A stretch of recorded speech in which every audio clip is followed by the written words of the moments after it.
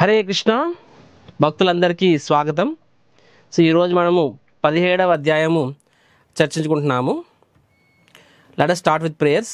చూడండి, నేను చెప్తూ ఉన్నాను, యాక్చువల్గా నేను క్లాస్ చెప్తున్నప్పుడు నా గురువులని ఆచార్యుని స్మరించుకుంటున్నాను. సిమిలర్గా మీరు కూడా నేను చెప్తున్నప్పుడు ప్యారల్గా మీరు కూడా చెప్పాలి. ఎందుకంటే నేను చెప్పినట్టు గురువుల ఆశీర్వాదము వైష్ణవుల ఆశీర్వాదం లేకుండా మనం స్పిరిచువల్ సబ్జెక్ట్ మ్యాటర్స్ అర్థం చేసుకోలేము. ఓకే, దీన్నే మంగళాచరణం అంటామన్నమాట. మంగళాచరణము. సో ఏ ఆధ్యాత్మిక కార్యక్రమం ప్రారంభించిన ముందైనా సరే మంగళాచరణం అనేది చేస్తాం మనము. ఓం అజ్ఞానతిమిరంధస్య జ్ఞానాంజనశలాకయా చక్షురున్మిలితం యేన తస్మై శ్రీగురవే నమః. శ్రీచైతన్యమనోభీష్టం స్థాపితం యేన భూతలే స్వయం రూపా కదా మహ్యం దదాతి స్వపదాంతికం. నమో ఓం విష్ణుపాదాయ కృష్ణపృష్ఠాయ భూతలే శ్రీమతే భక్తివేదాంత స్వామిన్ ఇతి నామినే. నమస్తే సరస్వతీ దేవే గౌరవాణి ప్రచారిణే నిర్విశేష శూన్యవాది పాశ్చాత్య దేశతారిణే. హే కృష్ణ కరుణా సింధు దీనబంధో జగత్పతే గోపేశ గోపికా కాంత రాధా కాంత నమోస్తుతే.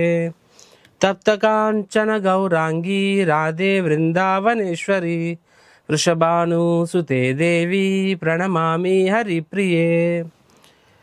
వాంఛాకల్పతరుభ్యశ్చ కృపా సింధుభ్య ఏవ చ పతితానాం పావనేభ్యో వైష్ణవేభ్యో నమో నమః. జయ శ్రీ కృష్ణ చైతన్య ప్రభు నిత్యానంద శ్రీ అద్వైత గదాధర శ్రీవాసాది గౌర భక్త వృంద. హరే కృష్ణ కృష్ణ కృష్ణ హరే హరే హరే రామ రామ రామ హరే హరే.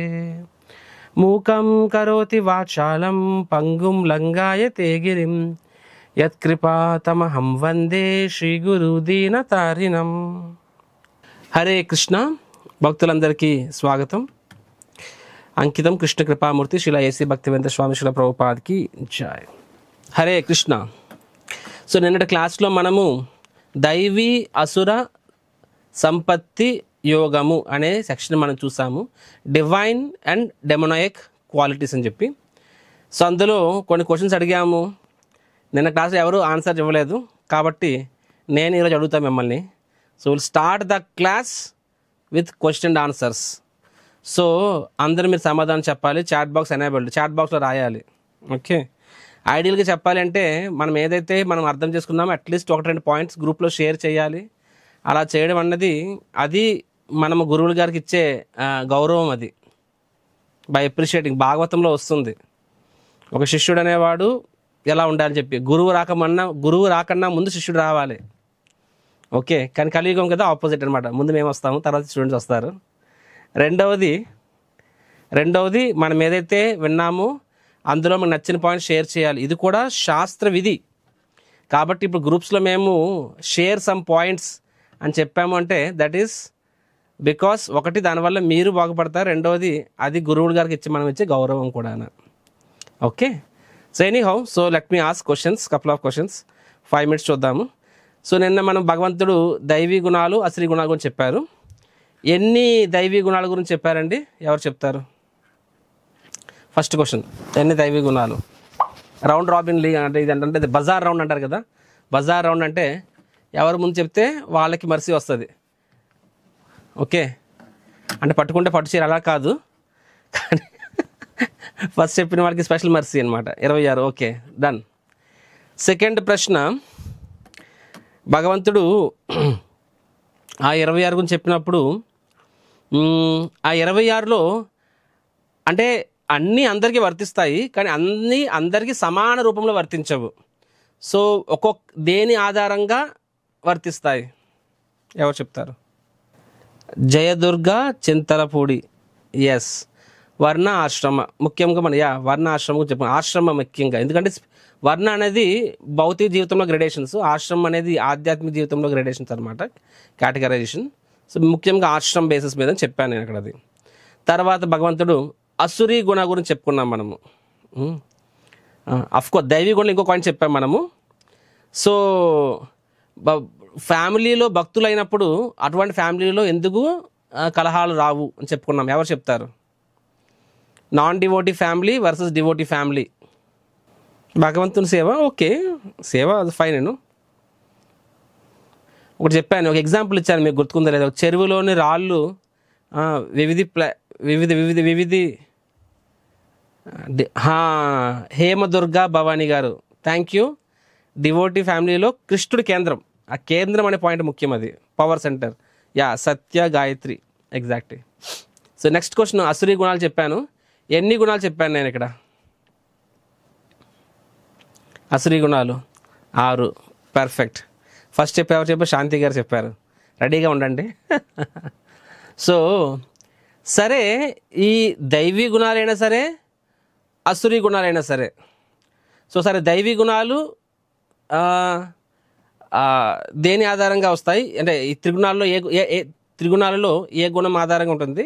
ఈ అసురీ గుణాలు అనేవి త్రిగుణాల్లో ఏ గుణాల ఆధారంగా ఉంటుంది? దైవీ గుణం సత్వ, అసుర గుణాలు ధనలక్ష్మి గారు థ్యాంక్ యూ చెప్పాలి. యా, రజస్తమస్ ఎవరు చెప్పారు? శాంతి గారు చెప్పారు. పర్ఫెక్ట్. ఫస్ట్ చెప్పిన వాళ్ళ పేరు చెప్తాను నేను. డన్. ఇప్పుడు నేను నెక్స్ట్ క్వశ్చన్ ముందే రాసేసుకుంటున్నారు నేను ఇప్పుడు. సో సత్వగుణాలు కానీ దైవీ గుణాలు కానీ అసురీ గుణాలు కానీ ఏమైనా కానీ, సో మూడిటి ఆధారంగా ఉంటుంది. మనం ఒక స్థాయిలో ఉన్నామంటే బికాజ్ ఆఫ్ ద 3 ఫ్యాక్టర్స్. ఆ 3 ఫ్యాక్టర్స్ ఏంటి? రాయండి, హ్యాండ్ రైజ్ చేయొద్దు, 3 రాయండి, కలిపి రాయండి. జన్మ, స్వభావ, సాధన. పర్ఫెక్ట్. చాపల నరసింహులు గారు అండ్ సురేఖ గారు, థ్యాంక్ యూ, వండర్ఫుల్. సో జన్మ అనేది రైట్, ద స్వభావం అనేది. సో ఈ మూడిట్లో కూడా ఏది ఇంపార్టెంట్ ఫ్యాక్టర్? మూడిట్లో కానీ ఏది ఎక్కువ పవర్ఫుల్? ఎవరు చెప్తారు? మూడిట్లో ఏది ఎక్కువ పవర్ఫుల్? సాధన. పర్ఫెక్ట్. ఎవరు చెప్పారు? సుధా గారు చెప్పారు. పర్ఫెక్ట్. సాధన అంటే అభ్యాస, రైట్. సో నేను చాలా ఎగ్జాంపుల్స్ చెప్పాను. 1-2 ఎగ్జాంపుల్స్ చెప్తారా నాకు ఎవరైనా సరే? నేను 3 ఎగ్జాంపుల్స్ చెప్పాను. నేను ఏదో ఎగ్జాంపుల్ చెప్పండి, జస్ట్ రాయండి, పేరు రాయండి, ఆ క్యారెక్టర్ పేరు రాయండి. అందులో నా ఎగ్జాంపుల్ కూడా చెప్పుకున్నాను, but write some character name. Valmiki, perfect. Haridas Prabhu, perfect. Mounika గారు, థ్యాంక్ యూ. యా, ఏబిసిడి గురించి చెప్పలేదు, బట్ యా మీరే మమ్మల్ని అడిగేశారు. సో అభ్యాసలో మోస్ట్ ఇంపార్టెంట్ థింగ్ నెక్స్ట్. ఏ కృష్ణ కుమారి గారు చాలా తెలివైన వాళ్ళండి. ముందుగానే క్వశ్చన్ పేపర్ లీక్ చేసినట్టు అనుకుంటున్నారు వాళ్ళు. నెక్స్ట్ క్వశ్చన్ అదే అడగబోతున్నా అని చెప్పి ముందుగానే రాస్తారు ఏబిసిడి అని చెప్పి. యా, నెక్స్ట్ క్వశ్చన్ అదే. అభ్యాస అంటే మన లైఫ్లో అభ్యాస అంటే ఏంటి? యా, ముందు already ABCD, perfect. So ABCD is the అభ్యాస ఎసెన్షియల్లీ. సో నెక్స్ట్ ఏం చెప్పాను? నరకాలు ఎన్ని అని చెప్పాను? 28 చెప్పాను. ఆ నరకాన్ని 28 నరకాలు, కానీ అందులో డోర్లు ఏంటంట? 3. ఆ 3 ఏంటంట? 3 డోర్స్?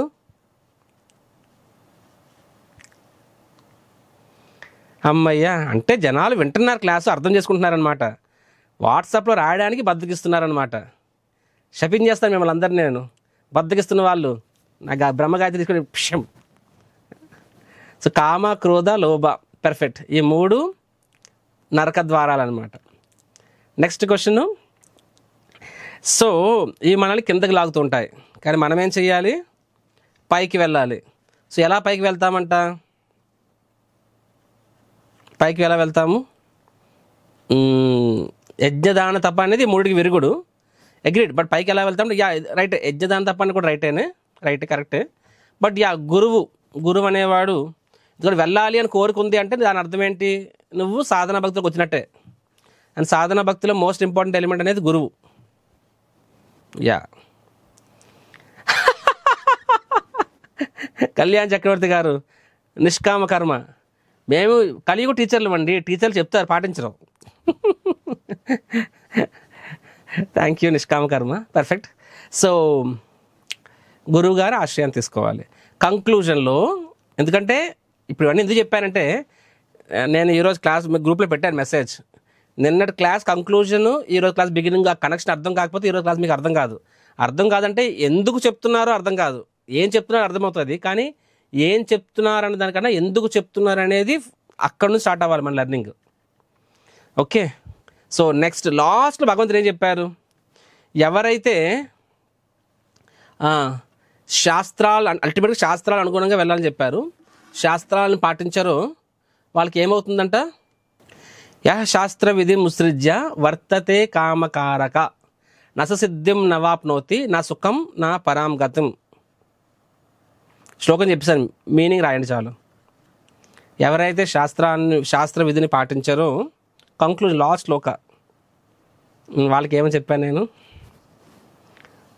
నససిద్ధిం నవాప్నోతి నా సుఖం నా పరాం గతిం. నా సుఖం నా పరాం గతిం ఆన్సర్ ఇస్తాను మీకు, దాని తెలుగు రాయండి. ఇందిరా ఉదయగిరి. ఓకే, సగం సగం రాస్తున్నారు. నా సుఖం నా పరాం గతిం రెండు రాయాలి. నా సుఖం నా పరాం గతిం ఎవరు రాస్తారు, రెండు ఉంటాయంట. వై శ్రీనివాసరావు గారు.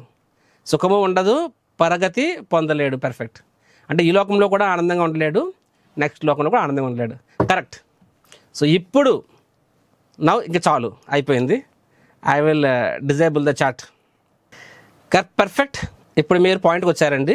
సో భగవంతుడు ఏమని చెప్పారంటే, ఎవరైతే శాస్త్ర విధిని అనుసరించారో అండ్ మన్మాని అంటే నచ్చినట్టుగా బతుకుతారో అటువంటి వ్యక్తి ఈ జీవితంలో కూడా సుఖంగా ఉండలేడు, పరగతిని కూడా ప్రాప్తి పొందలేడు అని చెప్పి భగవంతుడు చెప్పారు. సో ఇక్కడతో అధ్యాయం స్టార్ట్ అవుతుంది, నెక్స్ట్ అధ్యాయము. సో ఈ అధ్యాయం పేరు ఏంటంటే 14వ అధ్యాయం గుణత్రయ విభాగము. ఇందులో శ్రద్ధాత్రయ విభాగ యోగము. అంటే ఇక్కడ కూడా త్రిగుణాల గురించి చెప్తారు. ఇక్కడ శ్రద్ధాత్రయ అంటే త్రిగుణాలు, శ్రద్ధాత్రయ విభాగ యోగము అని చెప్పి అధ్యాయం పేరు. సో అర్జునుడు క్వశ్చన్ ఏంటంటే, నౌ వినండి. అర్జునుడు ప్రశ్న అంటే, కృష్ణ మీరు చెప్పారు అంటే శాస్త్రాల అనుసరించి ఆ గుణాలు పాటించిన వాడు దైవీ గుణ సంపత్తి అని చెప్పి, శాస్త్రాలను పక్కన పెట్టి బేఖాతరు చేస్తూ రజోతమ గుణాల్లో ఉన్న గుణాలు అవి అసురీ గుణాలు అని చెప్పారు. సో అర్జున్ ప్రశ్న కానీ రెండింటి మధ్య చాలామంది మధ్యస్థంగా ఉంటారు, వాళ్ళ పరిస్థితి ఏంటి అని చెప్పి.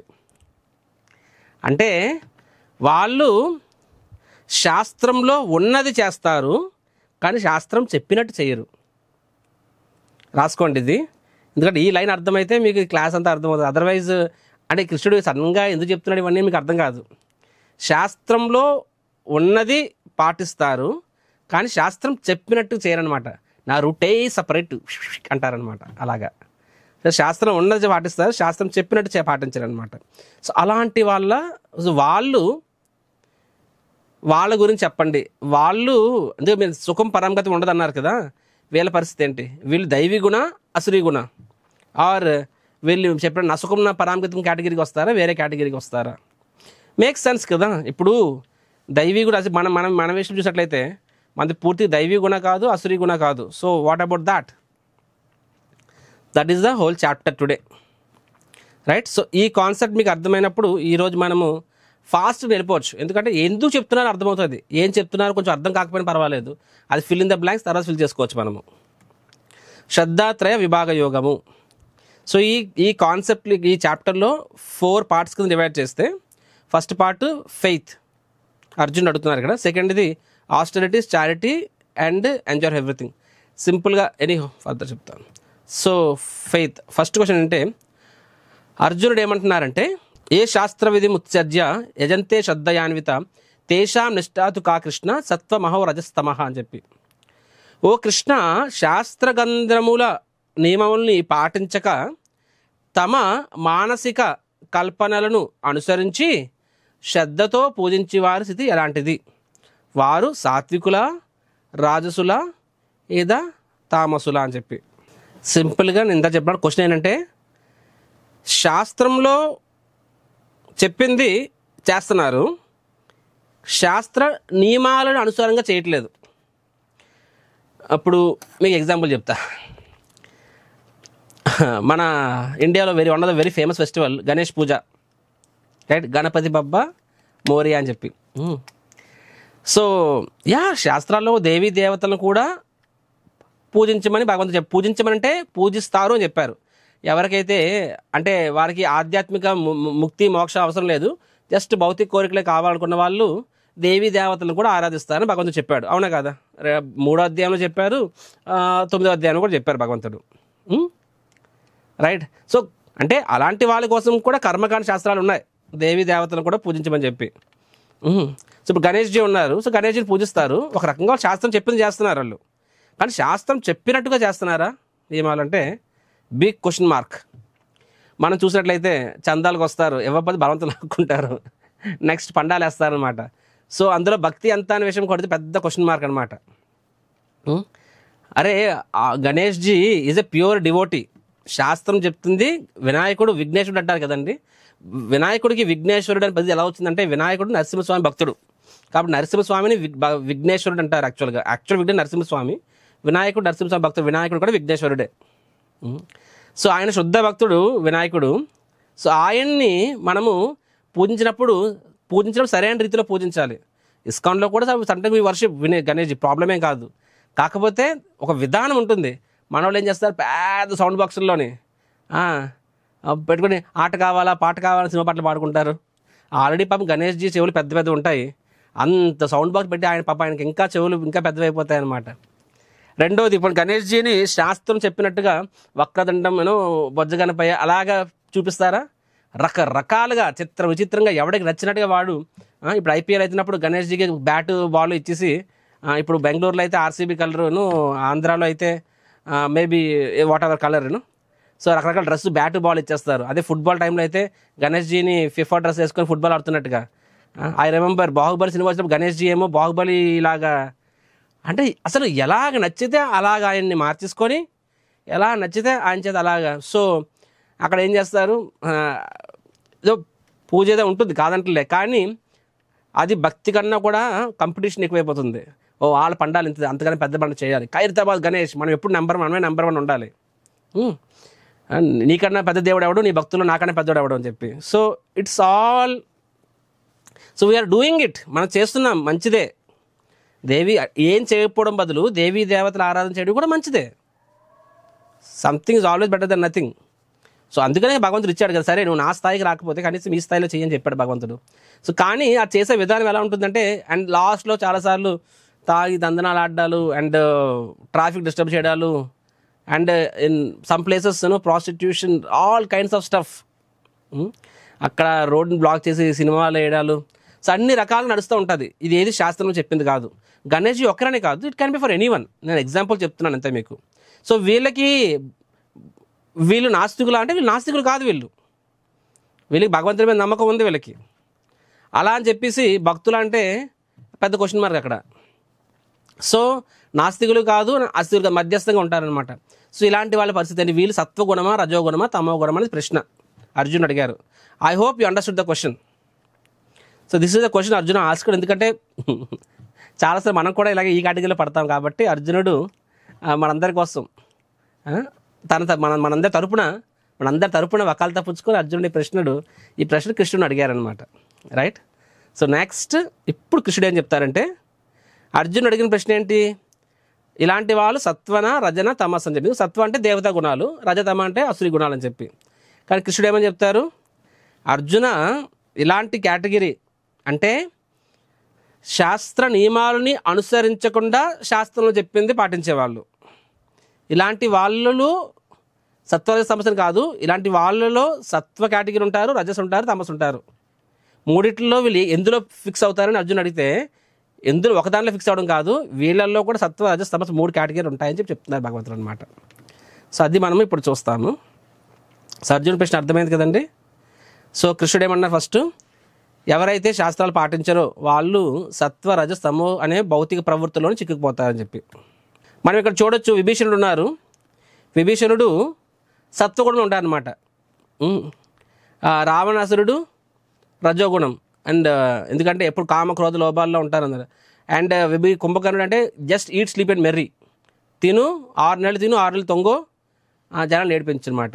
అఫ్కోర్స్ విభీషణుడు సత్వగుణంలో ఎప్పుడు రాముడు కలవక ముందు, తర్వాత శుద్ధ భక్తుడు అవుతారు కాబట్టి ఆయన అప్పుడు శుద్ధ భక్తుడైన వాడు సత్వగుణం కాదు, శుద్ధ భక్తుడైన వాడు శుద్ధ సత్వంలోకి వెళ్ళిపోతారు. భక్తుడైనప్పుడు ఆయన శుద్ధ సత్వం విశుద్ధ సత్వంలోకి వెళ్ళిపోతారు. Right. So but before meeting Ram also, రాముని కలవక ముందు కూడా విభీషణుడు సత్వగుణము. రైట్. ఈయన రజో తమో కేటగిరీ 3 బ్రదర్స్. సో ఇక్కడ ఇక్కడ అర్జునుడు అడిగిన ప్రశ్నకి కృష్ణుడు సమాధానం ఏం చెప్తున్నారు చూద్దాం. యాక్చువల్గా ఏం చెప్తున్నారు, వీళ్ళు సత్వ రజస్ తమస్ 3 కేటగిరీల్లో కూడా ఇలాంటి వాళ్ళు ఉంటారని చెప్తున్నారు ఇక్కడ. చూడండి, వాస్తవంగా ప్రతి జీవి కూడా శుద్ధ సత్వం. ఎందుకంటే మనందరూ భగవంతుని యొక్క అంశాలము. సో భగవంతుని ధామం నుంచి ఈ లోకానికి వచ్చినప్పుడు మనము శుద్ధ సత్వంలో వస్తాము. సింపుల్ ఎగ్జాంపుల్ ఇస్తానండి. లాస్ట్ టైం ఇదే ఎగ్జాంపుల్ చెప్పాను, ఫేవరెట్ ఎగ్జాంపుల్. ఇప్పుడు వర్షపు నీరు పడుతున్నప్పుడు అది ప్యూర్ వాటర్ అది, రైట్. కానీ అది మేఘాల్లో ఉన్నప్పుడు ప్యూర్ వాటర్. అది కింద పడినప్పుడు నల్ల మట్టి మీద పసుపు మట్టి మీద పడితే పసుపు రంగు వస్తుంది, ఎరుపు రట్టి మీద పడితే ఎరుపు రంగుకి వస్తుంది ఆ వాటర్, నీలం రంగు మీద పడితే నీలపు రంగులో అనిపిస్తుంది నీళ్ళు. కానీ నీరు పసుపు రంగు కాదు, ఎరుపు రంగు కాదు, నీలం రంగు కూడా కాదు. నీళ్ళు ఏ రంగు అంటే నీళ్ళు రంగు లేనివి. Water doesn't have any colour, it's colourless ఒక రకంగా, రైట్, ఆర్ వైటిష్. కానీ సత్వగుణంలో ఉంటే సత్వంలోకి వస్తుంది, అదే సత్వగుణంలో తగిలితే అది కూడా ఆ కలర్ మారుతుంది. అదో విధంగా జీవి అనేవాడు శుద్ధ సత్వంలో ఉంటారనమాట. అంటే you can see here white colour. దీనికి నువ్వు ఎల్లో ముచ్చు కవర్తో చుట్టేస్తే ఏమవుతుంది, ఆ లైట్ ఎల్లో రంగులో కనిపిస్తుంది. దాన్ని నువ్వు ఎరుపు రంగుతో కవర్ చేసేస్తే, ఎరుపు రంగు కవర్తో ప్లాస్టిక్తో కవర్ చేస్తే అది నీకు ఎరుపు రంగు లైట్ ఇస్తుంది. దాన్ని నువ్వు నీలం రంగుతో కవర్ చేస్తే నీలం రంగు ఇస్తుంది. కానీ ఆ ట్యూబ్ లైటు ఎల్లో కాదు, రెడ్ కాదు, బ్లూ కాదు. ఏంటది? ఆ tube light pure white. Example చెప్తున్నాను మీకు. అదేవిధంగా జీవి అనేవాడు వాస్తవంగా శుద్ధ సత్వం, కానీ ఏ గుణాల్లో కనెక్ట్ అయితే ఆ గుణంలో వ్యవహరిస్తాడు. సో భగవంతుడు అదే చెప్తున్నారు ఇక్కడ. ఏం చెప్తున్నారంటే, అర్జునుడు అడిగిన ప్రశ్న ఏంటి?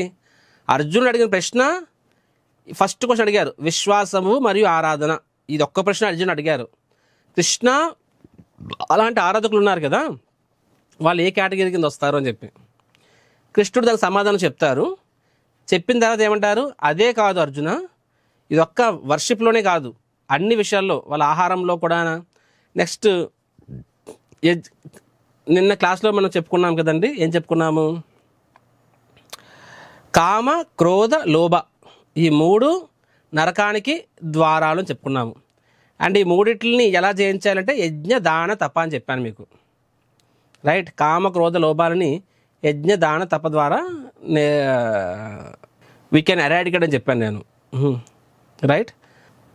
సో ఇలాగ ఎరాడికేట్ చెప్పాను. కాబట్టి భగవంతుడు ఏమంటారు, ఆ యజ్ఞ, దాన, తప కూడా ఈ త్రిగుణాల్లో ఎలా చేస్తారని చెప్తున్నారు భగవంతుడు. వాటికి కూడా పీపుల్ డిఫరెంట్, అంటే చేయాల్సి, అంటే యజ్ఞదానం తప్ప చేయమని చెప్పి ఎవరు చెప్పారు? శాస్త్రం చెప్తుంది, అవునా కాదా? శాస్త్రం చెప్తుంది, కానీ ఆ శాస్త్రాన్ని పాటించాలి. యజ్ఞదానం తప్ప చేయాలి. దేనికోసం చేయాలి? తద్వారా వాళ్ళు అసూరి గుణాల నుంచి బయటపడతారు. కానీ ఆ యజ్ఞదాన తప్పాలు కూడా శాస్త్రం చెప్పింది చేయాలి, కానీ చెప్పినట్టు చేయట్లేదు. సో అంటే శాస్త్రాలు ఇప్పుడు ఆరాధన చేయమని చెప్పారు, కానీ ఆరాధన కూడా తిన్నంగా చేయరు. సో 3 రంగులు. సిమిలర్గా యజ్ఞ, దాన, తప అనేవి, ఇవి కూడా చేయమని చెప్పింది శాస్త్రం, కానీ అవి కూడా వాళ్ళు నచ్చినట్టు చేస్తారు అది. సో వాటి గురించి భగవంతుడు చెప్తున్నారు అనమాట.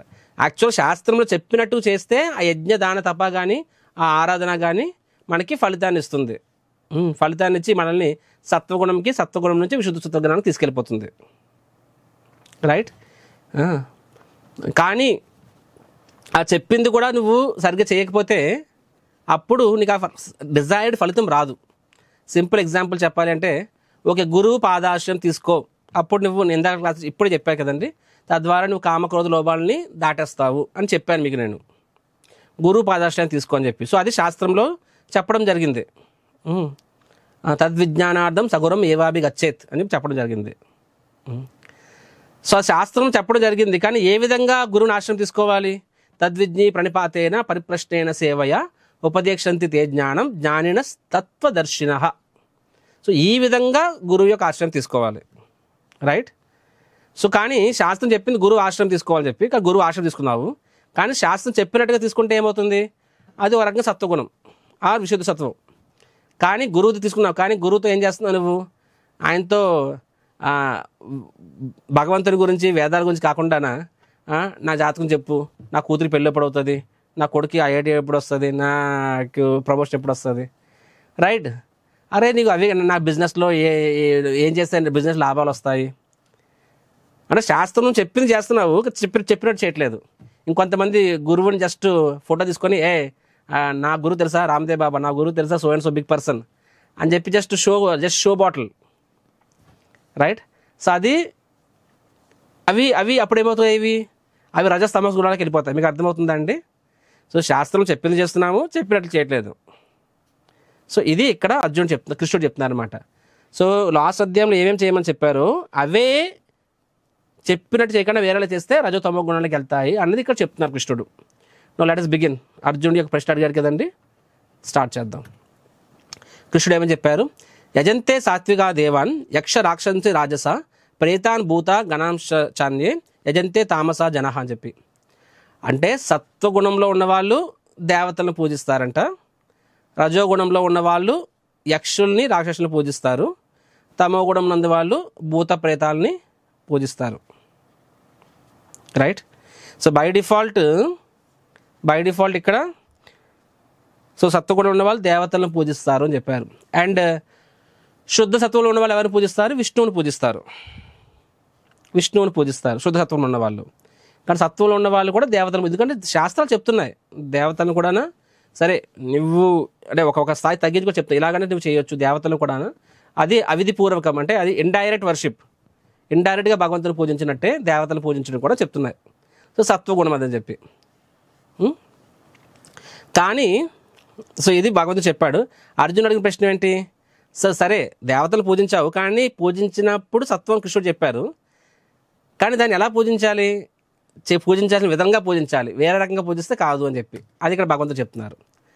కానీ శాస్త్ర నిహితములు కానటువంటి, అంటే శాస్త్రం చెప్పలేని విధంగా, చెప్పిన విధంగా కాదు, చెప్పని విధంగా తీవ్రమగు తపస్సులు, దుర అహంకారంతో వసించే వాళ్ళు, కామరాగములచే ప్రేరేపింపబడిన వాళ్ళు, అచేతనులై దేహమును మరియు దేహమునందుల పరమాత్మను కూడా కష్టపెట్టడు వాళ్ళు అసురులుగా తెలుపబడుదురు అని చెప్తున్నారు. అంటే ఇప్పుడు దేవతలు పూజించినప్పుడు సత్వగుణమైనప్పుడు మరి హిరణ్యకశిపుడు కూడా ఎవరిని పూజించాడు? బ్రహ్మదేవుని పూజించారు. నెక్స్ట్ భస్మాసురుడు కూడా శివుణ్ణి పూజించారు. మరి వాళ్ళు సత్వగుణమేనంటే అక్కడే భగవంతుడు చెప్తున్నారు కాదు అని చెప్తున్నారు. ఎందుకంటే సరే బ్రహ్మదేవుని పూజించు మంచిదే, శివుడిని పూజించు మంచిదే, కాదంటలేదు. సో కానీ ఎలాగనా? శాస్త్రం చెప్పిన విధంగా పూజించండి, అప్పుడు సత్వం వస్తుంది. కానీ శాస్త్రం చెప్పిన విధంగా కాకుండా ఇక్కడ చూసారా వాళ్ళు తీవ్ర తపస్సు. హిరణ్యకశిపుడు అయితే ఒంటికాల మీద కొన్ని సంవత్సరాల పాటు తన శరీరాన్ని చీమలు తినేస్తున్నా సరే, అంటే తల మీద అగ్ని బయటికి తీసుకొస్తాడనమాట. లిటరల్గా ముల్లోకాలని బాధ పెడతాడు, వేడి పెరిగిపోతుంది ముల్లోకాలకి. సిమిలర్గా వృత్రాసురుడు కూడా ఏకంగా దాన్ని పేక కోసేసుకొని దాని పేకనే అగ్నిలో ఆహుతాయని ట్రై చేస్తాడు. సో శివుడు వస్తారు, శివుడు వృత్రాసురుడు ప్రేమతో రాడు, బాబోయ్ బాగా తట్టుకోలేకపోతే వస్తారు. బ్రహ్మదేవుడు కూడా, బ్రహ్మదేవుడు హిరణ్యకశిపుడు మీద ప్రేమతో వెళ్ళాడు అక్కడికి. దేవతలు చెప్తారు ఆ హిరణ్యకశిపుడు ఆ ఒంటికాల మీద తపస్సు వలన, ఆయన అంత భీకర తపస్సు వలన ముల్లోకాలు కూడా కంపిస్తున్నాయి, దయచేసి మీరు వెళ్ళి ఆయన కోరిక అంటే తీర్చండి అని చెప్పి. సో దేవతాస్ వాళ్ళు వస్తారనమాట. సో అక్కడ సో అది ఆల్దో వాళ్ళు దేవతామూర్తులు చేసినా సరే ఆ సత్వగుణం కింద రాదు అని చెప్తున్నారు. ఇక్కడ అది సత్వగుణం కింద రాదు, రాదర్ వాళ్ళు రాక్షసులు అని చెప్తున్నారు. అంటే వాళ్ళు దేనికోసము? దురహంకారంతో, అంటే అక్కడ బ్రహ్మదేవుడిని ప్రసన్నం చేసుకోవడం కోసము, ఇక్కడ బ్రహ్మదేవుడు సేవ చేయడం కోసము, శివునికి సేవ చేయడం కోసము వీళ్ళు తపస్సు చేయలేదు. వాళ్ళ స్వార్థపూరితమైనవి ప్లస్ దేహముని కష్టపెడుతున్నారు వాళ్ళు, శరీరంలో ఉన్న పరమాత్మను కూడా కష్టపెడుతున్నారు వాళ్ళు. సో అలాంటి వాళ్ళు అసురులు అని చెప్పి ఇక్కడ చూసారా, ఇక్కడ రావణాసురుడు కూడా పర్వతాన్ని ఎత్తాడు, అక్కడ శివుడిని ప్రసన్నం చేసుకుని ట్రై చేశాడు అక్కడ, కానీ అక్కడ భక్తి ఏం లేదు అక్కడ. అది కొంతమంది ఉన్నారు వాళ్ళు రకరకాల తపస్సులు చేస్తారు, కానీ దాని ద్వారా వాళ్ళకి వచ్చే శక్తుల్ని వాళ్ళు ఏం చేస్తారు? మానవ కళ్యాణానికి ఉపయోగించడం బదులు వాటిని వాళ్ళు దుష్ట కార్యాలకు ఉపయోగిస్తారు. కొంతమందికి ఉంటాయి ఒక శక్తులు ఉంటాయన్నమాట, చేతబడి, సిల్లంగి, నెక్స్ట్ బ్లాక్ మ్యాజిక్. వాళ్ళు కూడా రకరకాల కఠోర తపస్సులు చేసి వాళ్ళు ఇక్కడ కృష్ణుడు ముందు చెప్పారు కదా, ఏమని చెప్పారు? తమో గుణంలో ఉన్న వాళ్ళు భూత ప్రేతములను పూజిస్తారు అని చెప్పి. సో భూత ప్రేతాలను పూజించి స్పెషల్ శక్తులు దానికోసం వాళ్ళు రకరకాల అభ్యంతరం చేస్తారు. కానీ ఆ వచ్చిన శక్తి వాళ్ళు ఏం చేస్తారంటే మంచి కన్నా చెడు ఎక్కువ చేస్తారనమాట. సో అలాంటి వాళ్ళు రాక్షసులు అని భగవంతుడు చెప్పారు ఇక్కడ. నెక్స్ట్ భగవంతుడు ఏమంటారంటే ఇందాక చెప్పినట్టుగా అర్జున కేవలము ఆరాధన విషయంలోనే కాదు, అన్ని విషయాల్లో కూడా ఇలా సత్వ రజస్ తమస్సు అని కేటగరైజేషన్ ఉంటుంది అని చెప్పారనమాట. సో ఆహారం విషయంలోనూ మరి యజ్ఞదాన తప విషయంలో కూడా. సో ఆహారం విషయంలో కూడా భగవంతుడు చెప్తున్నారు. ఏమని చెప్తున్నారు ఇక్కడ చూడొచ్చు. సో దిస్ 3 కేటగిరీస్ చెప్పి సో భగవంతుడు అప్పుడు నెక్స్ట్ చెప్తారు సత్వగుణము, రజోగుణం, తమో గుణం అని గురించి మీకు ఇక్కడ చెప్తారు. ఇక్కడ I will show you Shloka number 7, 8, 9, 8. ఏ ఆహారం అయితే ఆయువు ప్రమాణమును పెంచుతుందో, జీవమునకు పవిత్రతనిస్తుందో, బలము, ఆరోగ్యము, ఆనందము, తృప్తినిస్తుందో అటువంటి ఆహారము సత్వగుణమైన ఆహారం అందంట. అట్ట ఆహారం ఏమవుతుంది?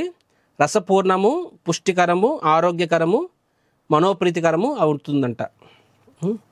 నెక్స్ట్ రజోగుణం ఏంటంట? మిక్కిలి చేదైనది, అతి పులిపైనది, ఉప్పు ఎక్కువగా ఉన్నది, అతి వేడి, అతి కారమైనది, ఎండిపోయినవి, మంట కలిగించినవి, ఇవి రజోగుణమై ఉంటాయంట.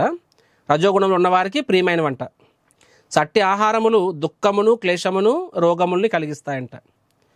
మరి భుజించుటకు 3 గంటల కన్నా ముందు తయారు చేయబడింది, రుచి హీనమైనది, చెడిపోయినది, కొల్లినది, ఎంగిలి మరియు నిషిద్ధ పదార్థాలు, ఇవి తమో గుణంలో ఉన్న వాళ్ళకి ప్రియమైన వంట.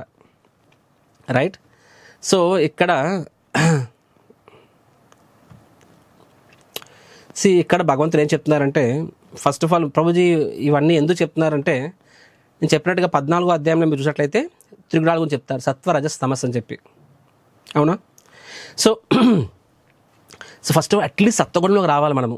సత్వగుణంలోకి వస్తే సత్వం నుంచి భక్తి చేయడం ఈజీ అవుతుంది. అండ్ భక్తి చేస్తూ మన సత్వం నుంచి విశుద్ధ సత్వంకి వస్తాం.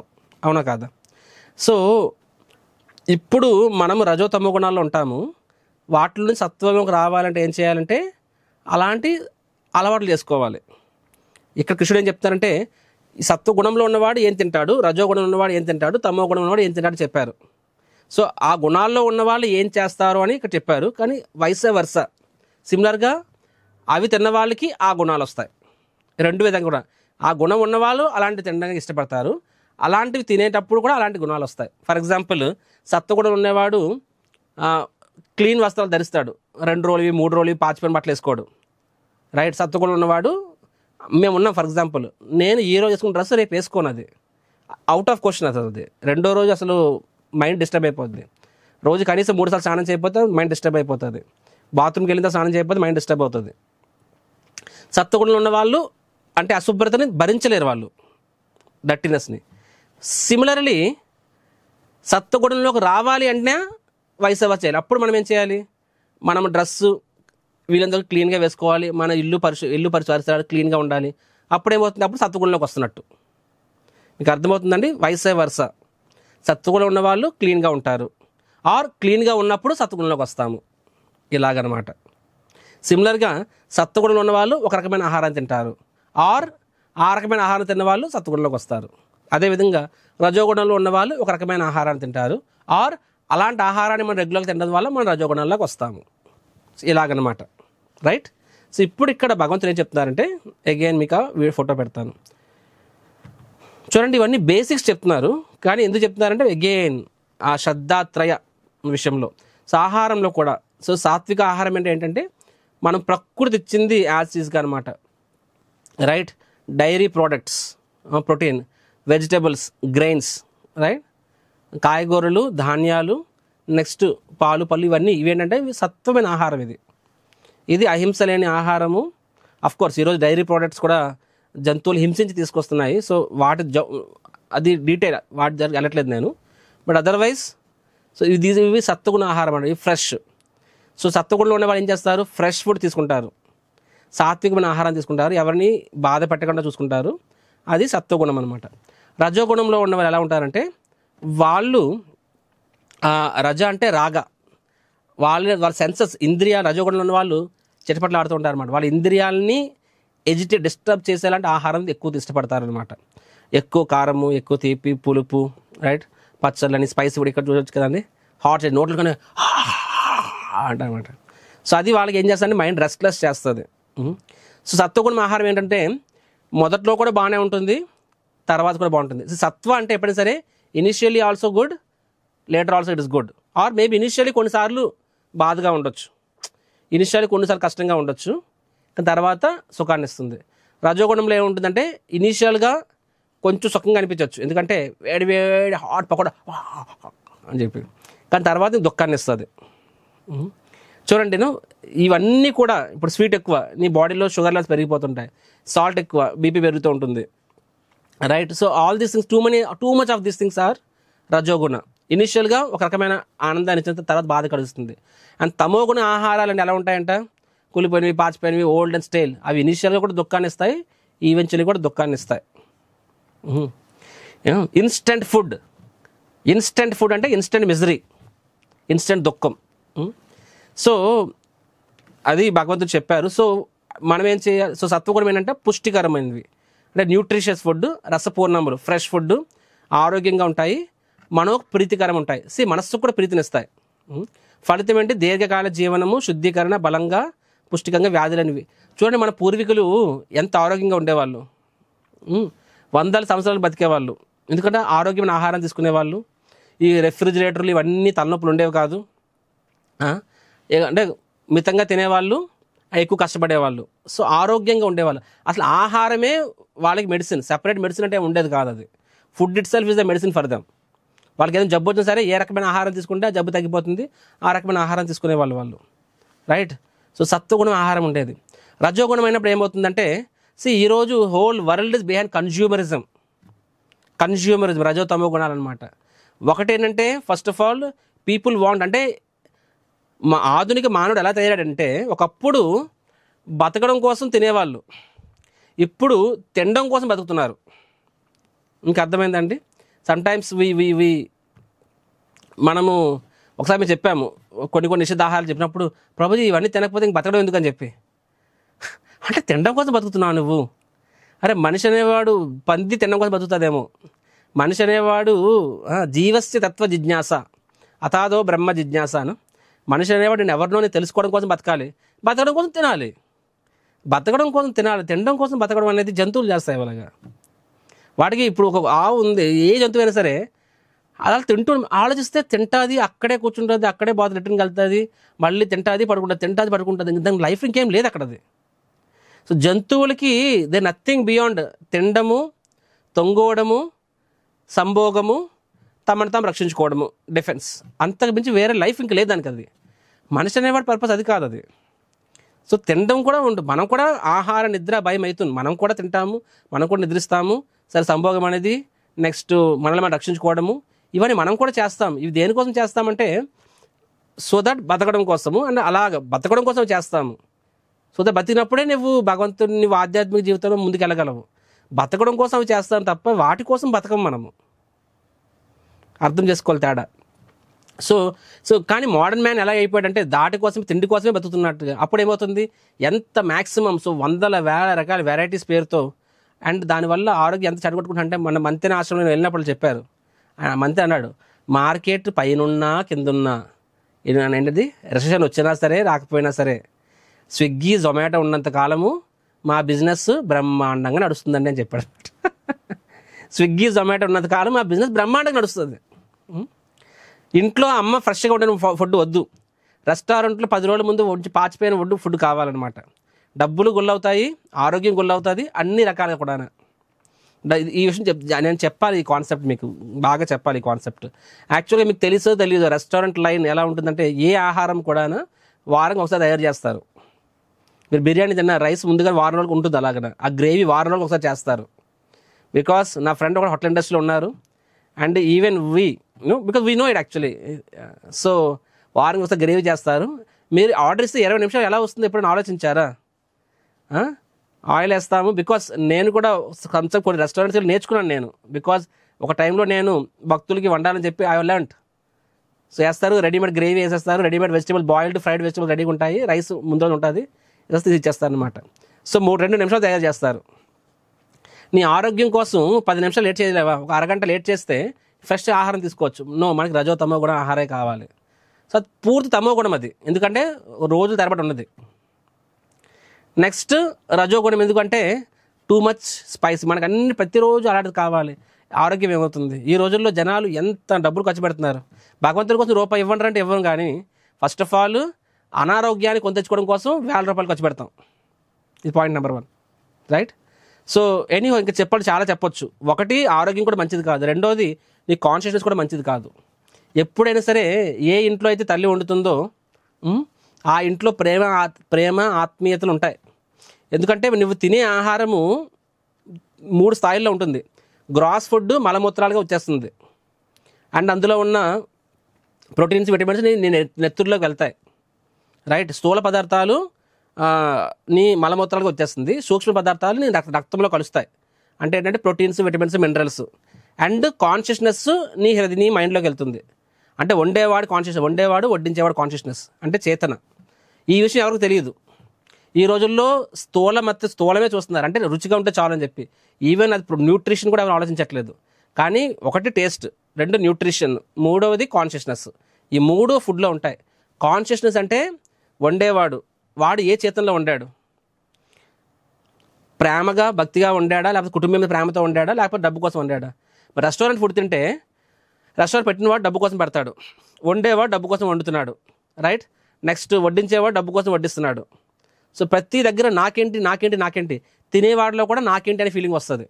నలుగురు కూర్చొని ఇంట్లో తిన్నప్పుడు ప్రతి ఒక్కరు నాకేంటి అన్నప్పుడు అలాంటి కూడా ఎందుకు నిలబడతాయి?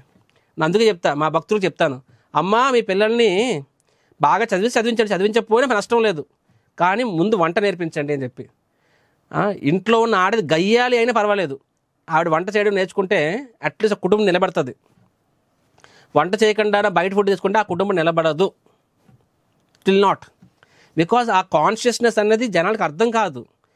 మనం తీసుకునే ఆహారము, వండేవాడు, వడ్డించేవాడు, నెక్స్ట్ అది కొనేవాడు, ఆ అన్ని కాన్షియస్నెస్లు మిళితమై ఇందులోకి వస్తుంది. కాబట్టి న్యాచురల్గా అందులోనే ఆ సెల్ఫిష్నెస్ డెవలప్ అవుతుంది. కాన్షియస్ మేము బయట ఆహారం ఎందుకు తీసుకోమంటే, వెజిటేరియన్స్ ఎందుకు తీసుకోము మేము? ఎందుకంటే ఆ వండేవాడు ఏ కాన్షియస్నెస్తో వండాడు, వాడు సో భక్తులు అనేవాళ్ళు, మనము సత్వం కూడా కాదు, మనం ఏం తీసుకుంటాము? శుద్ధ సత్వం తీసుకుంటాం, అంటే ప్రసాదం తీసుకుంటాం.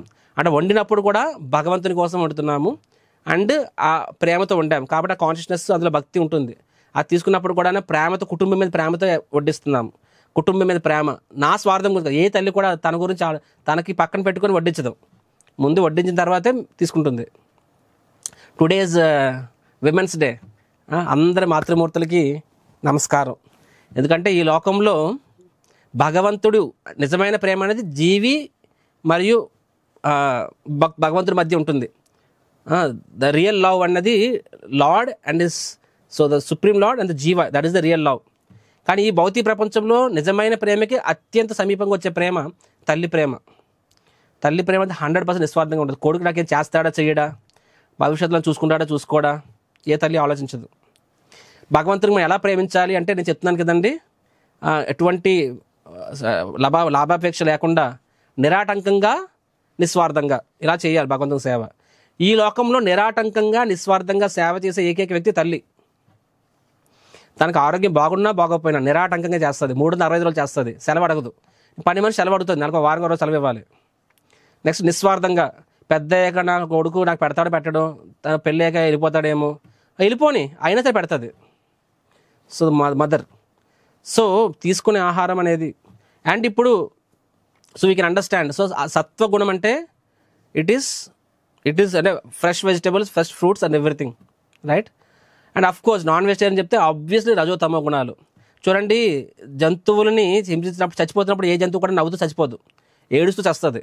కాబట్టి శాస్త్రబద్ధంగా వాటి యొక్క ప్రతి దట్ బాడీ, ఆ ఫ్లెష్ అనే దానిలో పెయిన్ ఉంటుంది. ఎందుకంటే ఆ చనిపోయేటప్పుడు ఆ పెయిన్తో చనిపోతుంది, కాబట్టి ఆ పెయిన్ దానిలో ఉంటుంది. సో అది తీసుకున్నప్పుడు ఏమవుతుంది, అది తీసుకున్నప్పుడు దాని కాన్షియస్నెస్ కూడా యాడ్ అవుతుంది. దాని యొక్క కాన్షియస్నెస్ ఏంటంటే కాన్షియస్నెస్ పెయిన్ అని, బాధ అనేది. కాబట్టి మనం ఆహారం తీసుకున్నప్పుడు ఒకరిని హింసించి అది దాని ద్వారా మనం ఆనందం పొందాలనుకోవడము ఎంతవరకు సమంజసం? అఫ్ కోర్స్ ఇప్పుడు అంటే ప్రభుజీ ఇప్పుడు నేను నాన్ వెజ్ తింటే నేను భక్తి చేయకూడదా, భక్తులు కాకూడదు అంటే అవ్వచ్చు, కాదని ఎవరో వద్దనలేదు మిమ్మల్ని. అండ్ శాస్త్రాల్లో కూడా మాంసాన్ని పూర్తిగా నిషిద్ధం అంటే కాకపోయి ఉండొచ్చు. మీరు ప్రూవ్ చేయొచ్చు, ప్రభుజీ ఇక్కడ శాస్త్రంలో ఉంది, అక్కడ మీరు చూపొచ్చు నాకు. కానీ ఏ శాస్త్రంలో కూడా ఆధ్యాత్మిక జీవితంలో మనిషి అన్నాక ఆధ్యాత్మిక జీవితం పురోభివృద్ధి సాధించాలి. ఆధ్యాత్మిక జీవితం పురోభివృద్ధి సాధించాలనుకున్న వాడికి మాత్రము నిషిద్ధం, అది అందులో డౌట్ లేదు. రైట్. సో ఆహారం విషయంలో కూడా చెప్పారు. కాబట్టి సత్వంలో ఉండేవాళ్ళు ఇలాంటి ఆహారాన్ని ఇష్టపడతారు, రజోగుణం ఉన్నవాళ్ళు ఇలాంటి ఆహారాన్ని ఇష్టపడతారు, తమో ఆర్ వైసే వర్స. సత్వంలో రావాలనుకుంటే ఇలాంటి ఆహారం తీసుకోవాలి, రజోగుణం రావాలంటే ఇలాంటి ఆహారం, తమో గుణంలో ఉండాలనుకుంటే this is what it is. And లాస్ట్కి మనం ఎలాంటి ఆహారం తీసుకోవాలంటే శుద్ధ సత్వం అనమాట. భగవంతునికి ప్రీతిగా వండి ఆయన కోసము అనే భావనలో అప్పుడు మనం క్లీన్గా అంటే స్నానం చేసి వండుతాము, భగవంతునికి పాత్రలు సపరేట్గా ఉంచుతాం. అంటే గౌరవంతో, భక్తితో, ప్రేమతో, శ్రద్ధగా ఉన్నప్పుడు అది భగవంతుడు ఆ ప్రేమను ఆహ్వానిస్తారు. అవునా కదా? పత్రం పుష్పం ఫలం తోయం యోమే భక్త్యా ప్రయచ్చతి. ప్రేమగా ఇచ్చింది ప్రేమగా స్వీకరిస్తారు భగవంతుడు. అప్పుడు అందులో మన భక్తితో చేసినప్పుడు ఏమవుతుంది, స్వామివారు పెట్టినప్పుడు ఆ భక్తిని తీసుకుంటారు, ఆయన కృపని అందులో పెడతారు.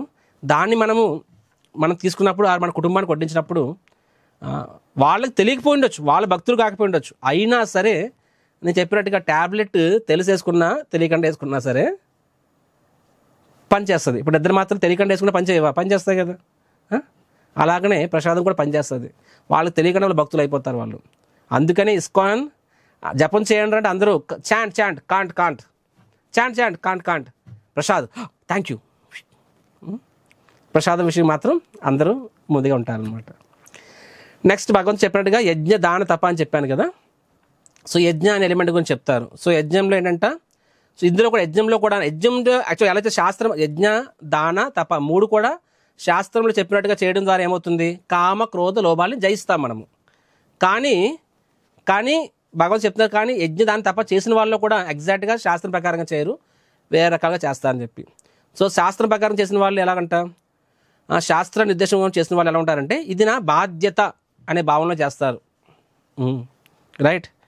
సో దానం వల్ల ఏమవుతుంది, లోపం పోతుంది. రైట్. కామ క్రోధ లోపం కదా. కామ అనేది ఎలా పోతుంది, యాంగర్ కదా. తప క్రోధ అనేది తపస్సు వల్ల పోతుంది. కామం అనేది యజ్ఞం వల్ల పోతుంది. అండ్ లోభం అనేది దానం వల్ల పోతుంది. పర్ఫెక్ట్.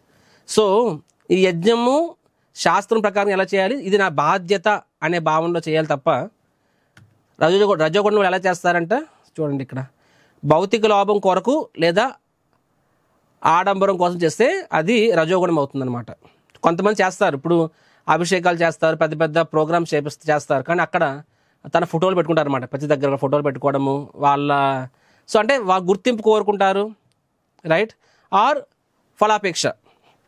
రైట్. సో అది రజోగుణం అవుతుందన్నమాట. రైట్. సో మనం దేనికోసం చేయాలి, మన శివుడికి అభిషేకం చేస్తావు, ఓకే, నీకు కోరిక ఉండొచ్చు, స్వామి మీరు అనుగ్రహిస్తే నాకు సమస్య ఉంది, మీకు సమ్మతమైతే తీర్చండి, తప్పు కాదు, అభ్యర్థించుకోవచ్చు అనమాట. కానీ ప్యూర్లీ ఫర్ ద డిజైర్ను అది అప్పుడు మనం చేసినప్పుడు ఏమవుతుందంటే అది రజోగుణం కింద వస్తుంది. అప్పుడు అది నీకు అంత పవిత్రం అవ్వదు, అది నీకు పవిత్రీకరించదు అనమాట. రైట్. సో కామం అనేది తీరదు. ఎందుకంటే కామం అనేది మన హృదయంలో తీరడానికే యజ్ఞం చేస్తున్నాము, కానీ యజ్ఞమే కామ కోరికతో చేస్తే ఈ కామాన్ని ఎలా తీరుస్తుంది అది. అండ్ తమో గుణం ఇంకా దారుణం. ఆల్రెడీ శాస్త్రాల పట్ల గౌరవం లేకుండా, ప్రసాద వితరణ లేకుండా, వేదమంత్ర పఠనాలు లేకుండా, పురోహితులు సంభావన ఇవ్వకుండా శ్రద్ధారహితంగా చేసే యజ్ఞము తమో గుణం అంటున్నారు అనమాట. ఇక్కడ వృత్రాసుడు చూసారా, అతడు కూడా ఘోరమైన ఇది చేస్తున్నాడు. అందరూ శాస్త్రం ఆధారం ఏం కాదు, ఎవరు చెప్పారండి నీ రక్తాన్ని నీ యొక్క ఇది ఇవ్వమని చెప్పి. సో అలాగా భయంకరంగా తమో గుణం అన్నమాట. అంటే వాళ్ళు they don't follow any scriptures. చెప్పాలి అంటే కొన్నిసార్లు ఎగ్జాంపుల్ చెప్పాలంటే ఇక్కడ ఈ ఎగ్జాంపుల్ చూపించాను. మన ఫిల్మ్ స్టార్స్కి పాలాభిషేకాలు చేస్తున్నారు, రాజకీయ నాయకులకి పాలాభిషేకాలు చేస్తుంటారు. సో ఇవన్నీ ఏంటివి తమో గుణం ఇవి. ఫస్ట్ ఆఫ్ ఆల్ అసలు శాస్త్రంలో అసలు వ్యక్తి ఏంటి, ఆ శాస్త్రం చెప్పారా, అభిషేకం చేయమంటే ఎవరు చేయాలి, నువ్వు ఏ ఆధారంగా చేయాలి. సో గుళ్ళు కట్టేస్తున్నారు రకంగా. రజనీకాంత్ గుళ్ళు ఒక చిన్నప్పుడు విన్నాను, సినిమా హీరోయిన్లు కూడా గుళ్ళు కట్టారంట. విన్నాను, నేను చూడలేదు కానీ I had Tamil Nadu they make temples. So ఇవన్నీ తమో గుణం ఆధారంగా వస్తాయి. అండ్ యజ్ఞాల్లో ఉత్తమైన యజ్ఞం యాక్చువల్గా ప్రతి గృహస్థ అనేవాడికి త్రిసంధ్య యజ్ఞం చేయాలని ఉంటుంటుంది, కానీ ఈ రోజుల్లో ప్రాక్టికల్ పాసిబుల్ కాకపోవచ్చు. బట్ బెస్ట్ యజ్ఞం మనం ఏం చేయవచ్చు అంటే జపయజ్ఞం. యజ్ఞానాం జప యజ్ఞోస్మి భగవంతుడు కూడా చెప్పారనమాట. So one you chant Hare Krishna, యాక్చువల్గా మన యొక్క యజ్ఞ అనే ఎలిమెంట్ అది టేక్ కేర్ అవుతుంది. అది సత్వగుణం కాదు, రజోగుణం కాదు, తమో గుణం కాదు. ఏం గుణం అది? శుద్ధ సత్వం కింద వస్తుంది అనమాట. అలా చేయడం వల్ల మనం శుద్ధ సత్వంలోకి వస్తాము. సిమిలర్గా యజ్ఞ దాన తప అని చెప్పాను కదా. తప అంటే తపస్సు. తపస్సు అంటే ఇంగ్లీష్లో ఆస్టరిటీ అంటారు, లేకపోతే పెనెన్స్ అంటారు అనమాట ఇంగ్లీష్లో. తెలుగులో తపస్సు అంటారు. తపస్సు అంటే ఒక మంచి పని కోసం శారీరక అసౌకర్యాన్ని, అంటే వాలంటరీ తెలుగులో ఏమంటారు? కెన్ సంబడి చాట్ రాస్తారా?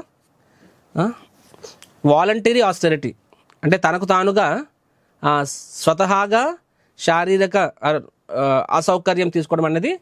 ఫర్ ఎగ్జాంపుల్ మనం కొన్నిసార్లు తిరుపతికి కాలిమెట్ల మీద వెళ్తాము, కొన్నిసార్లు ఉపవాసం ఉంటాము. ఎవడని కడుపు మార్చుకోమని చెప్పలేదు, నీకు నువ్వుగాని చేస్తున్నావు, అది దాన్ని తపస్య అంటారనమాట.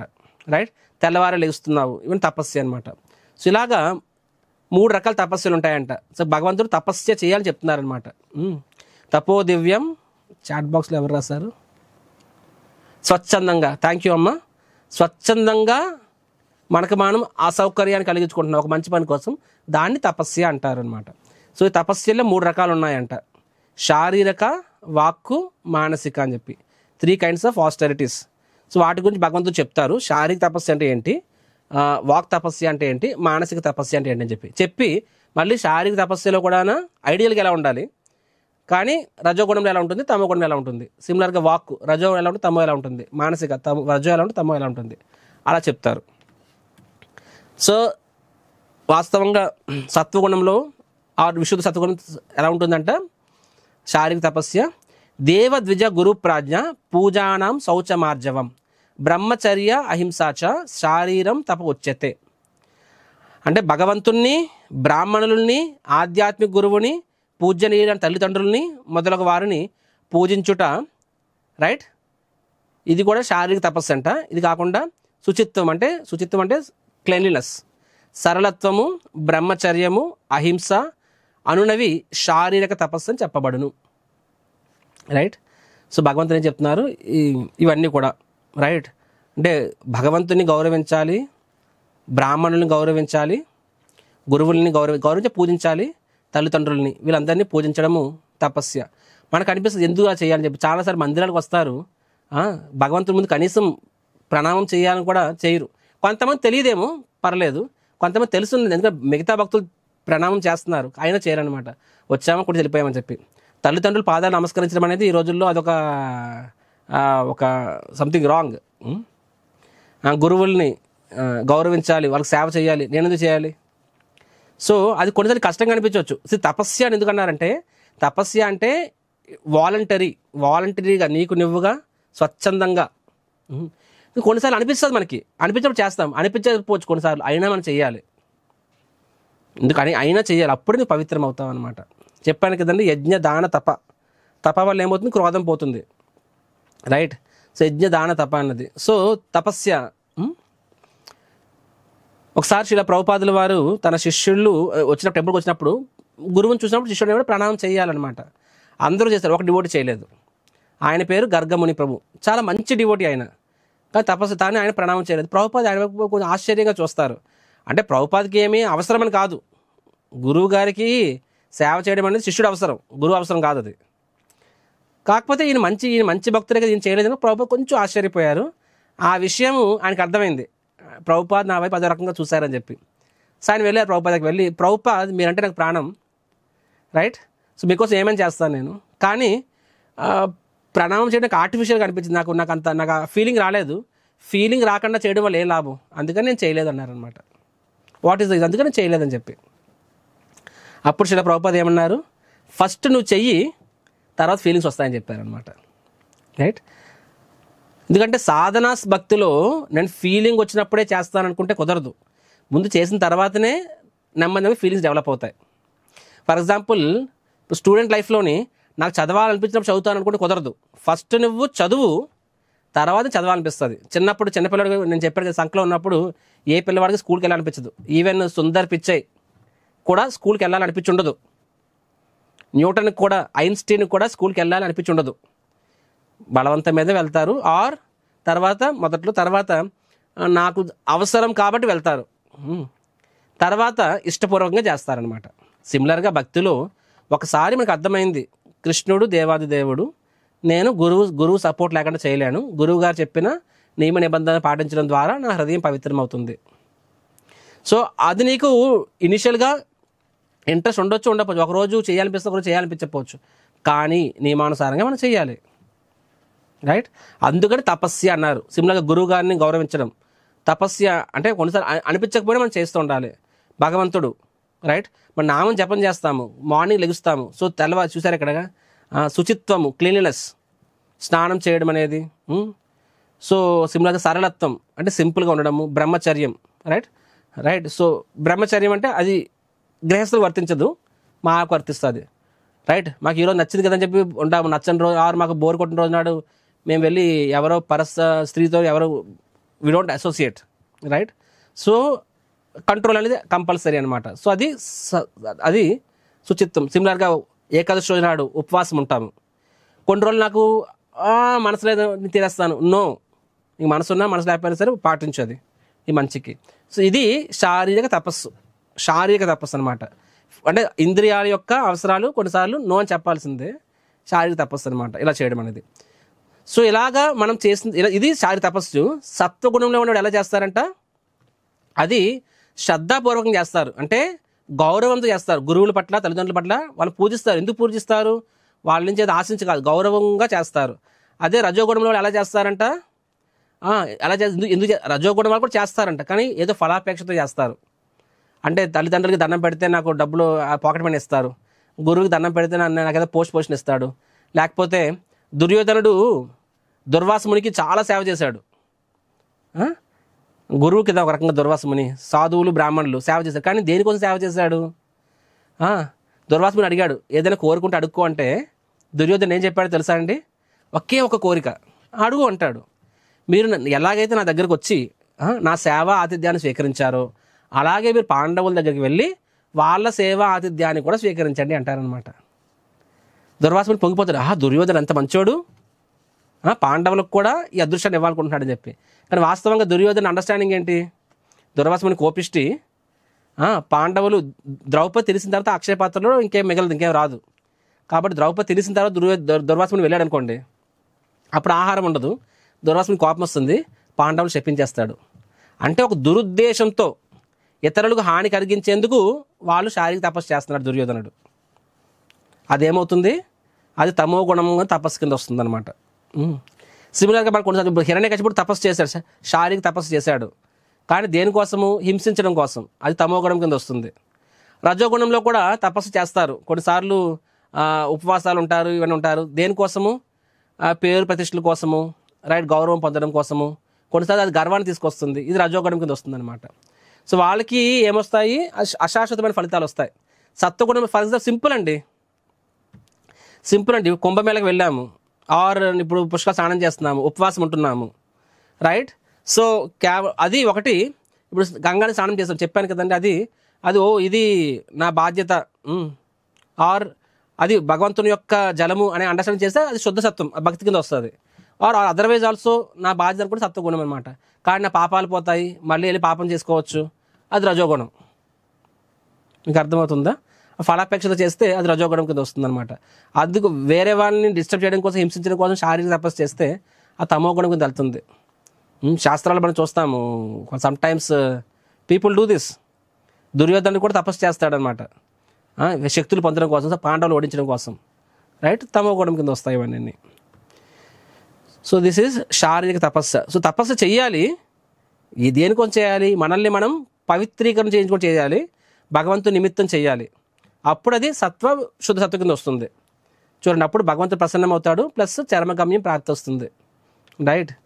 సో కృష్ణుడిని పాండవులు కూడా సేవ చేశారు, దుర్యోధనుడు కూడా. కృష్ణుడు దీనికోసం వెళ్తారు కదా, సంధి 5 గ్రామాలు ఇవ్వని సంధి కోసం వెళ్తాడు దుర్యోధనుడు. కృష్ణుడు రాయబారి కింద వెళ్తాడు. దుర్యోధనుడు ఏం చేస్తాడు, కృష్ణుడు వస్తానని చెప్పి మొత్తం రాజ్యం మొత్తాన్ని అలంకరిస్తాడు, వీధులు మొత్తం పన్నీరు చల్లుతాడు. కృష్ణుడు కోసము అంగరంగ వైభవంగా 100 పిండి వంటకాలు చేసి పంచుతాడు కృష్ణుడి కోసం. కానీ అక్కడ అంటే పూజిస్తున్నాడు కృష్ణుడిని, కానీ దేనికోసము, కృష్ణుడు నా వైపు తిప్పుకుందామని చెప్పి. సో అంటే ఒక రకమైన శారీరక తపస్య ఉంది, ఎంతో కష్టపడి తప్ప చేయలేరు కదా. కానీ తపస్సు అనేది భగవంతుని నిమిత్తము, లేకపోతే భౌతిక వాంఛారహితం కాదు, ఫలాపేక్ష. సో అప్పుడు రజోతమో గుణంలోకి వెళ్ళిపోతుంది అనమాట. సిమిలర్గా కవర్ చేశాను ఇది. సిమిలర్ వాక్ తపస్సు. అనుద్వేగకరం వాక్యం సత్యం ప్రియం హితం చయత్ స్వాధ్యాయాభ్యసనం చైవ వాంగ్మయం తప ఉచ్యతే.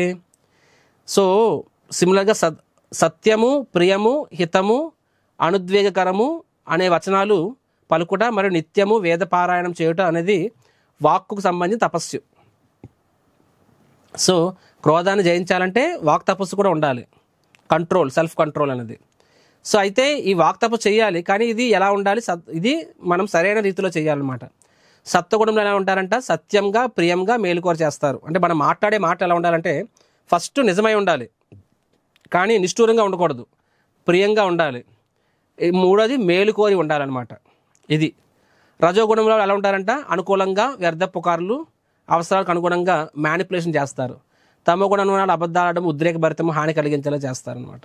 సో మనం ఎలా ఉండాలి, ఇలా సత్యం, ప్రియం, హితం చేయత్. హితం అంటే మేలుకోరి, ఇలా ఉండాలని చెప్తారు. తండ్రి ఉన్నాడు, కొడుకు ఒక తప్పు చేశాడు, తప్పుని తప్పు అని చెప్పాలి, కాదంటలేదు, సత్యం మాట్లాడాలి, కానీ ప్రియంగా ఉండాలి. పనికి మాట్లాడి నీకే పని పాట లేదంటారా ఇలా అన్నావు అనుకోండి, అది నువ్వు చెప్పింది మంచి అయినా సరే వాడికి అర్థం కాదు. అది ఎలా చెప్పాలి, చూడు నాన్న, ఎస్ మనందరికీ మన జీవితంలో నిర్ణయాలు తీసుకుంటాము, కానీ ఇలా చేసినప్పుడు ఇలా అవుతుంది, అలా అవుతుంది. కాబట్టి నీ విచక్షణ ఉపయోగించి ఫస్ట్ వాళ్ళకి మేలుకోరి వాళ్ళ మేలుకోరి మనం మాట్లాడాలి అలాగనా. అండ్ మనం చెప్పే విధంగా ప్రియంగా చెప్పాలి. ప్రియంగా చెప్పనప్పుడు సత్యం కూడా జనాలకి అది బ్యాక్ ఫైర్ అవుతుంది. So this is very important. ఒకసారి సింపుల్గా మనం వినడం కూడా అంతే. ఒకసారి సోక్రటీస్, గ్రీక్ ఫిలాసఫర్, ఆయనతో ఒక ఫ్రెండ్ వచ్చాడు, నీకు ఇంపార్టెంట్ విషయం చెప్పాలని చెప్పి, సెన్సేషన్. వెంటనే సోక్రటీస్ అన్నాడు, హోల్డ్ ఆన్, నువ్వు చెప్తున్న విషయము 100% షూర్ అయినా అని చెప్పి, ఐ థింక్ సో అన్నాడు అనమాట. అంటే 100% గ్యారంటీ చెప్తున్నా నిజమే కాదని చెప్పి. సరే నువ్వు చెప్తున్న విషయము అది మంచి వార్త చెడు వార్త అంటే అది మంచి వార్త కాదు. సరే నువ్వు చెప్తున్న వార్త వల్ల నాకేదో లాభం ఉందా? I don't think so. ఎందుకంటే టైం వేస్ట్ చేస్తున్నాను నువ్వు అని చెప్పి. ఫర్ ఎగ్జాంపుల్ ఎవరో వ్యక్తి ఇల్లు పారిపోయాడు,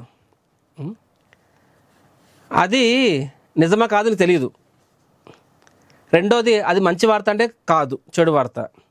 మూడోది దానివల్ల నాకేం లాభం ఉందా అంటే లేదు. ఎందుకు అలాంటిది? దాన్నే గాసిప్ అంటారు అనమాట, దాన్నే గాసిప్ అంటారు. సో అలాంటిది అది సత్వగుణం కాదు. పేపర్లో మనం చూసినట్లయితే అన్నీ ఇలాంటివే ఉంటాయి. టిపికల్గా పాలిటిక్స్ ఇలాంటి విషయాలు ఉంటాయి. 100% నిజమో కాదు మనకు తెలియదు, వాళ్ళు రూమర్స్ క్రియేట్ చేసి రాస్తారు. అది మంచి ఎవడు రాయడు. ఇప్పుడు నేను చక్రధారి ఒక మంచి పని చేశాడు, భగవద్గీత క్లాస్ ఇచ్చాడు, ఎవరు రాయరు అది. కానీ అదే చక్రధారి దాస్ ఏదో తప్పు చేశాడు, వెంటనే పేపర్లో పడుతుంది. జనాలు కూడా ప్రియమైన విషయాల కోసము ఇంట్రెస్ట్ చూపించరు. ఇది పేపర్లో ఏముందిరా న్యూస్ సెంటర్ అంటే, ఏం న్యూస్ లేదు నాన్న అంటే, ఎవడు చచ్చిపోలేదు, ఎవడు పొడిసేయలేదు, యాక్సిడెంట్ అవ్వలేదు, ఎవడేది స్కాండల్ దొరకలేదు, ఎవరేది జైల్లోకి వెళ్ళలేదు అంటే న్యూస్ లేదు. మనకు న్యూస్ అంటే ఏంటి? ఎక్కడో చచ్చిపోవాలి, యాక్సిడెంట్ అయిపోవాలి, పొడిసేయాలి, దొంగతనం జరగాలి, జైలుకి వెళ్ళాలి, అప్పుడు news. Otherwise there is no news. ఒక్కసారి ఆలోచించుకోండి, మన మనస్సులు ఎలా మారిపోయాయి అంటే, అదేదో ఎవరో దానం చేశారు, ఎవరో మంచి పని చేశారు, పిల్లలకి పుస్తకాలు ఇచ్చారు, గీతా పారాయణం చేశారు, ఇలాంటి పేపర్లో వస్తాయండి? పేపర్లో వస్తాయా? రావు ఇవి. ఎందుకు రావంటే జనాలు కూడా చదవడానికి ఇష్టపడరు కాబట్టి. ఎందుకంటే జనాలందరూ రజో తమో గుణాల్లో ఉన్నారు కాబట్టి వాళ్ళకి ప్రియమైనవి కాదు, అప్రియమైనవే కావాలి, మేలుకోరి కాదు, అనవసరం విషయాలు కావాలి. కాబట్టి మనము నిజమే మాట్లాడాలి, నిజమే వినాలి, అండ్ ప్రియంగా మాట్లాడాలి. ప్రియం అంటే మంచిగా మాట్లాడాలి. రెండవది పనికొచ్చే మాటలే వినాలి, ప్లస్ ప్రియమైన మాటలే వినాలి. మనము రజోగుణంలో ఉండేవాళ్ళు ఏంటంటే మాటల్ని మ్యానిపులేట్ చేస్తారు, తమకు నచ్చిన విధంగా వాటిని మ్యానిపులేట్ చేస్తారు. సిమిలర్గా మనో తపస్సు, శారీరక, వాక్, మనస్సు మనస్సు తపస్సు అంటే ఏంటంట, తృప్తి, సరళత్వము, మౌనము, ఆత్మనిగ్రహము, అస్తిత్వము గురించి పవిత్రం ముడుచుకోవడము. ఇది మానసిక తపస్సు. మానసిక తపస్సు ఫస్ట్ అంటే తృప్తి, సాటిస్ఫాక్షన్. చూడండి, అది కూడా ఒక రకమైన తపస్సునే. ఇది చాలా ఇంపార్టెంట్ అండి.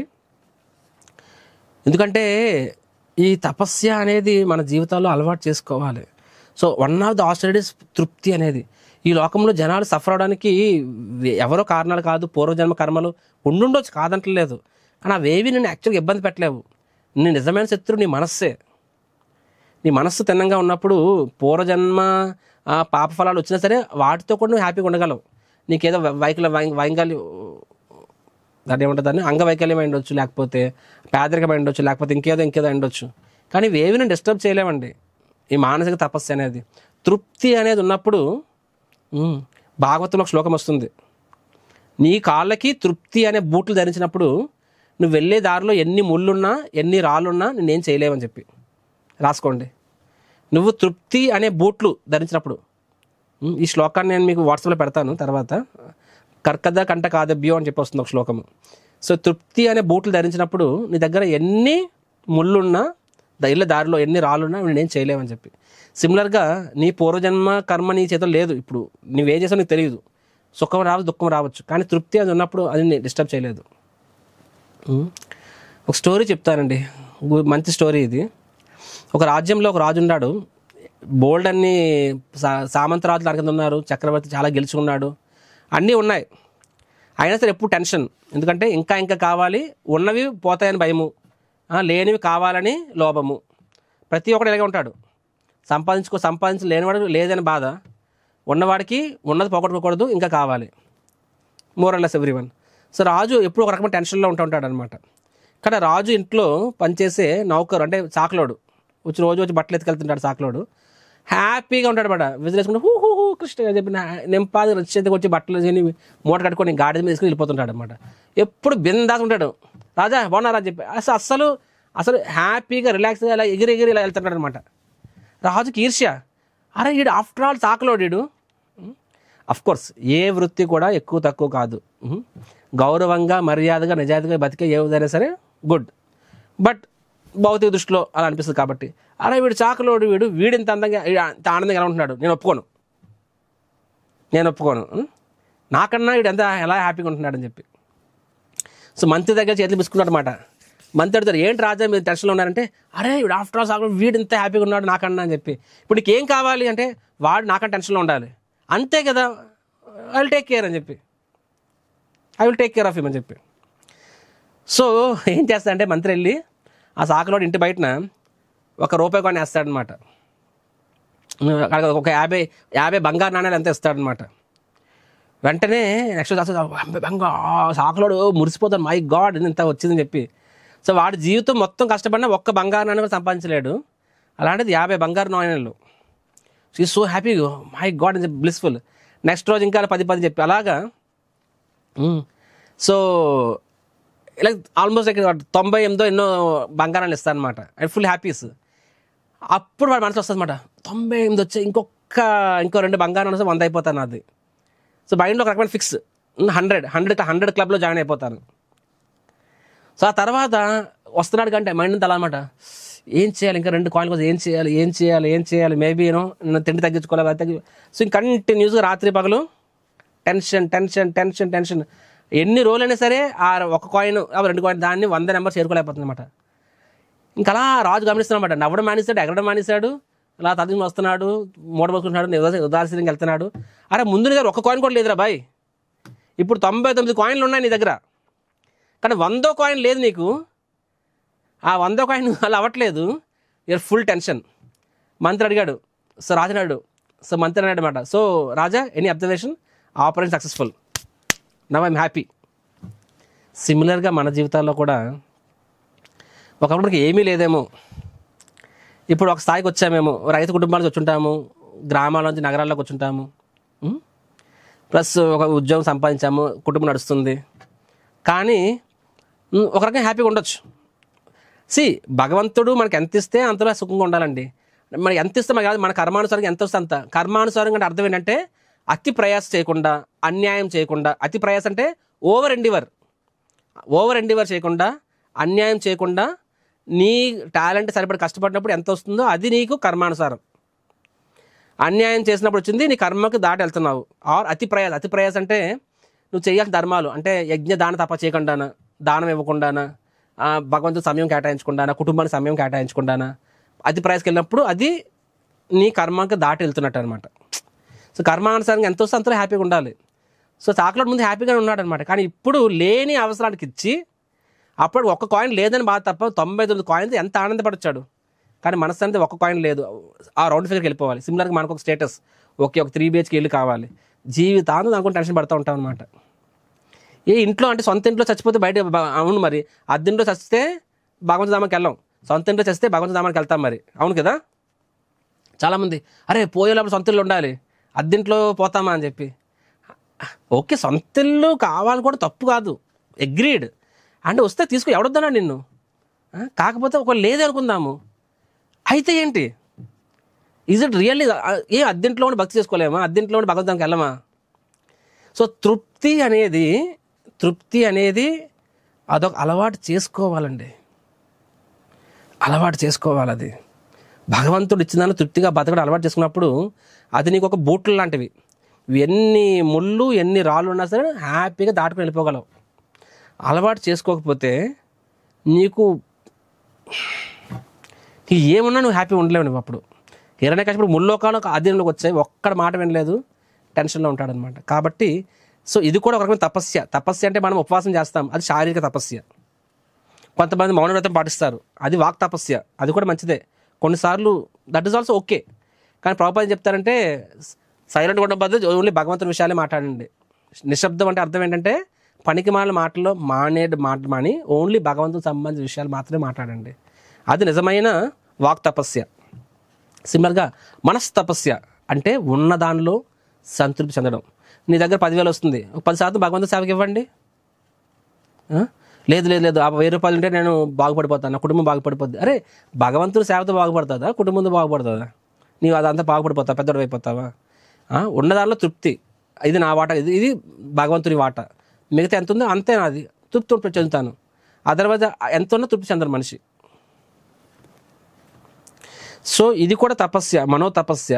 దీన్ని కూడా మీరు ఒకసారి ఆలోచించండి. నేను చెప్పింది ఈ సాకలోడి స్టోరీ మీరు గుర్తుపెట్టుకోండి. జీవితంలో ఎప్పుడైనా సరే మీకు టెన్షన్లు వస్తున్నప్పుడు ఒక్కసారి ఆలోచించండి, ఈ స్టోరీ మీకు ఉపయోగపడుతుంది ఏమో, ఉపయోగపడచ్చు, ఆలోచించండి. ఎనీహో చెప్పిస్తాను మీకు. సో దాన ధర్మాలు, సో యజ్ఞ దాన తప కదా, యజ్ఞ అయిపోయింది, తప అయిపోయింది, దాన లాస్ట్ను. సో దాన ధర్మాల గురించి ఏం చెప్పారు భగవంతుడు, దాతవ్యమితి యద్దానం దీయతే అనుపకారిణే దేశకాలేచ పాత్రేచ తద్దానం సాత్వికం స్మృతం. ప్రతిఫల వాంఛ లేకుండా సరి అయిన ప్రదేశము మరియు సరి అయిన కాలంలో తగిన వ్యక్తికి స్వధర్మమును దృష్టితో చేయబడిన దానము సత్వగుణమన్నదిగా భావింపరు. స్వధర్మం అని చెప్పారు అంటే నీ యొక్క స్థాయి ప్రకారంగా, ఎన్నో ప్రతిఫల వాంఛ లేకుండా, అంటే తిరిగి నాకేదో వస్తుంది అనే భావన ఉండకూడదు.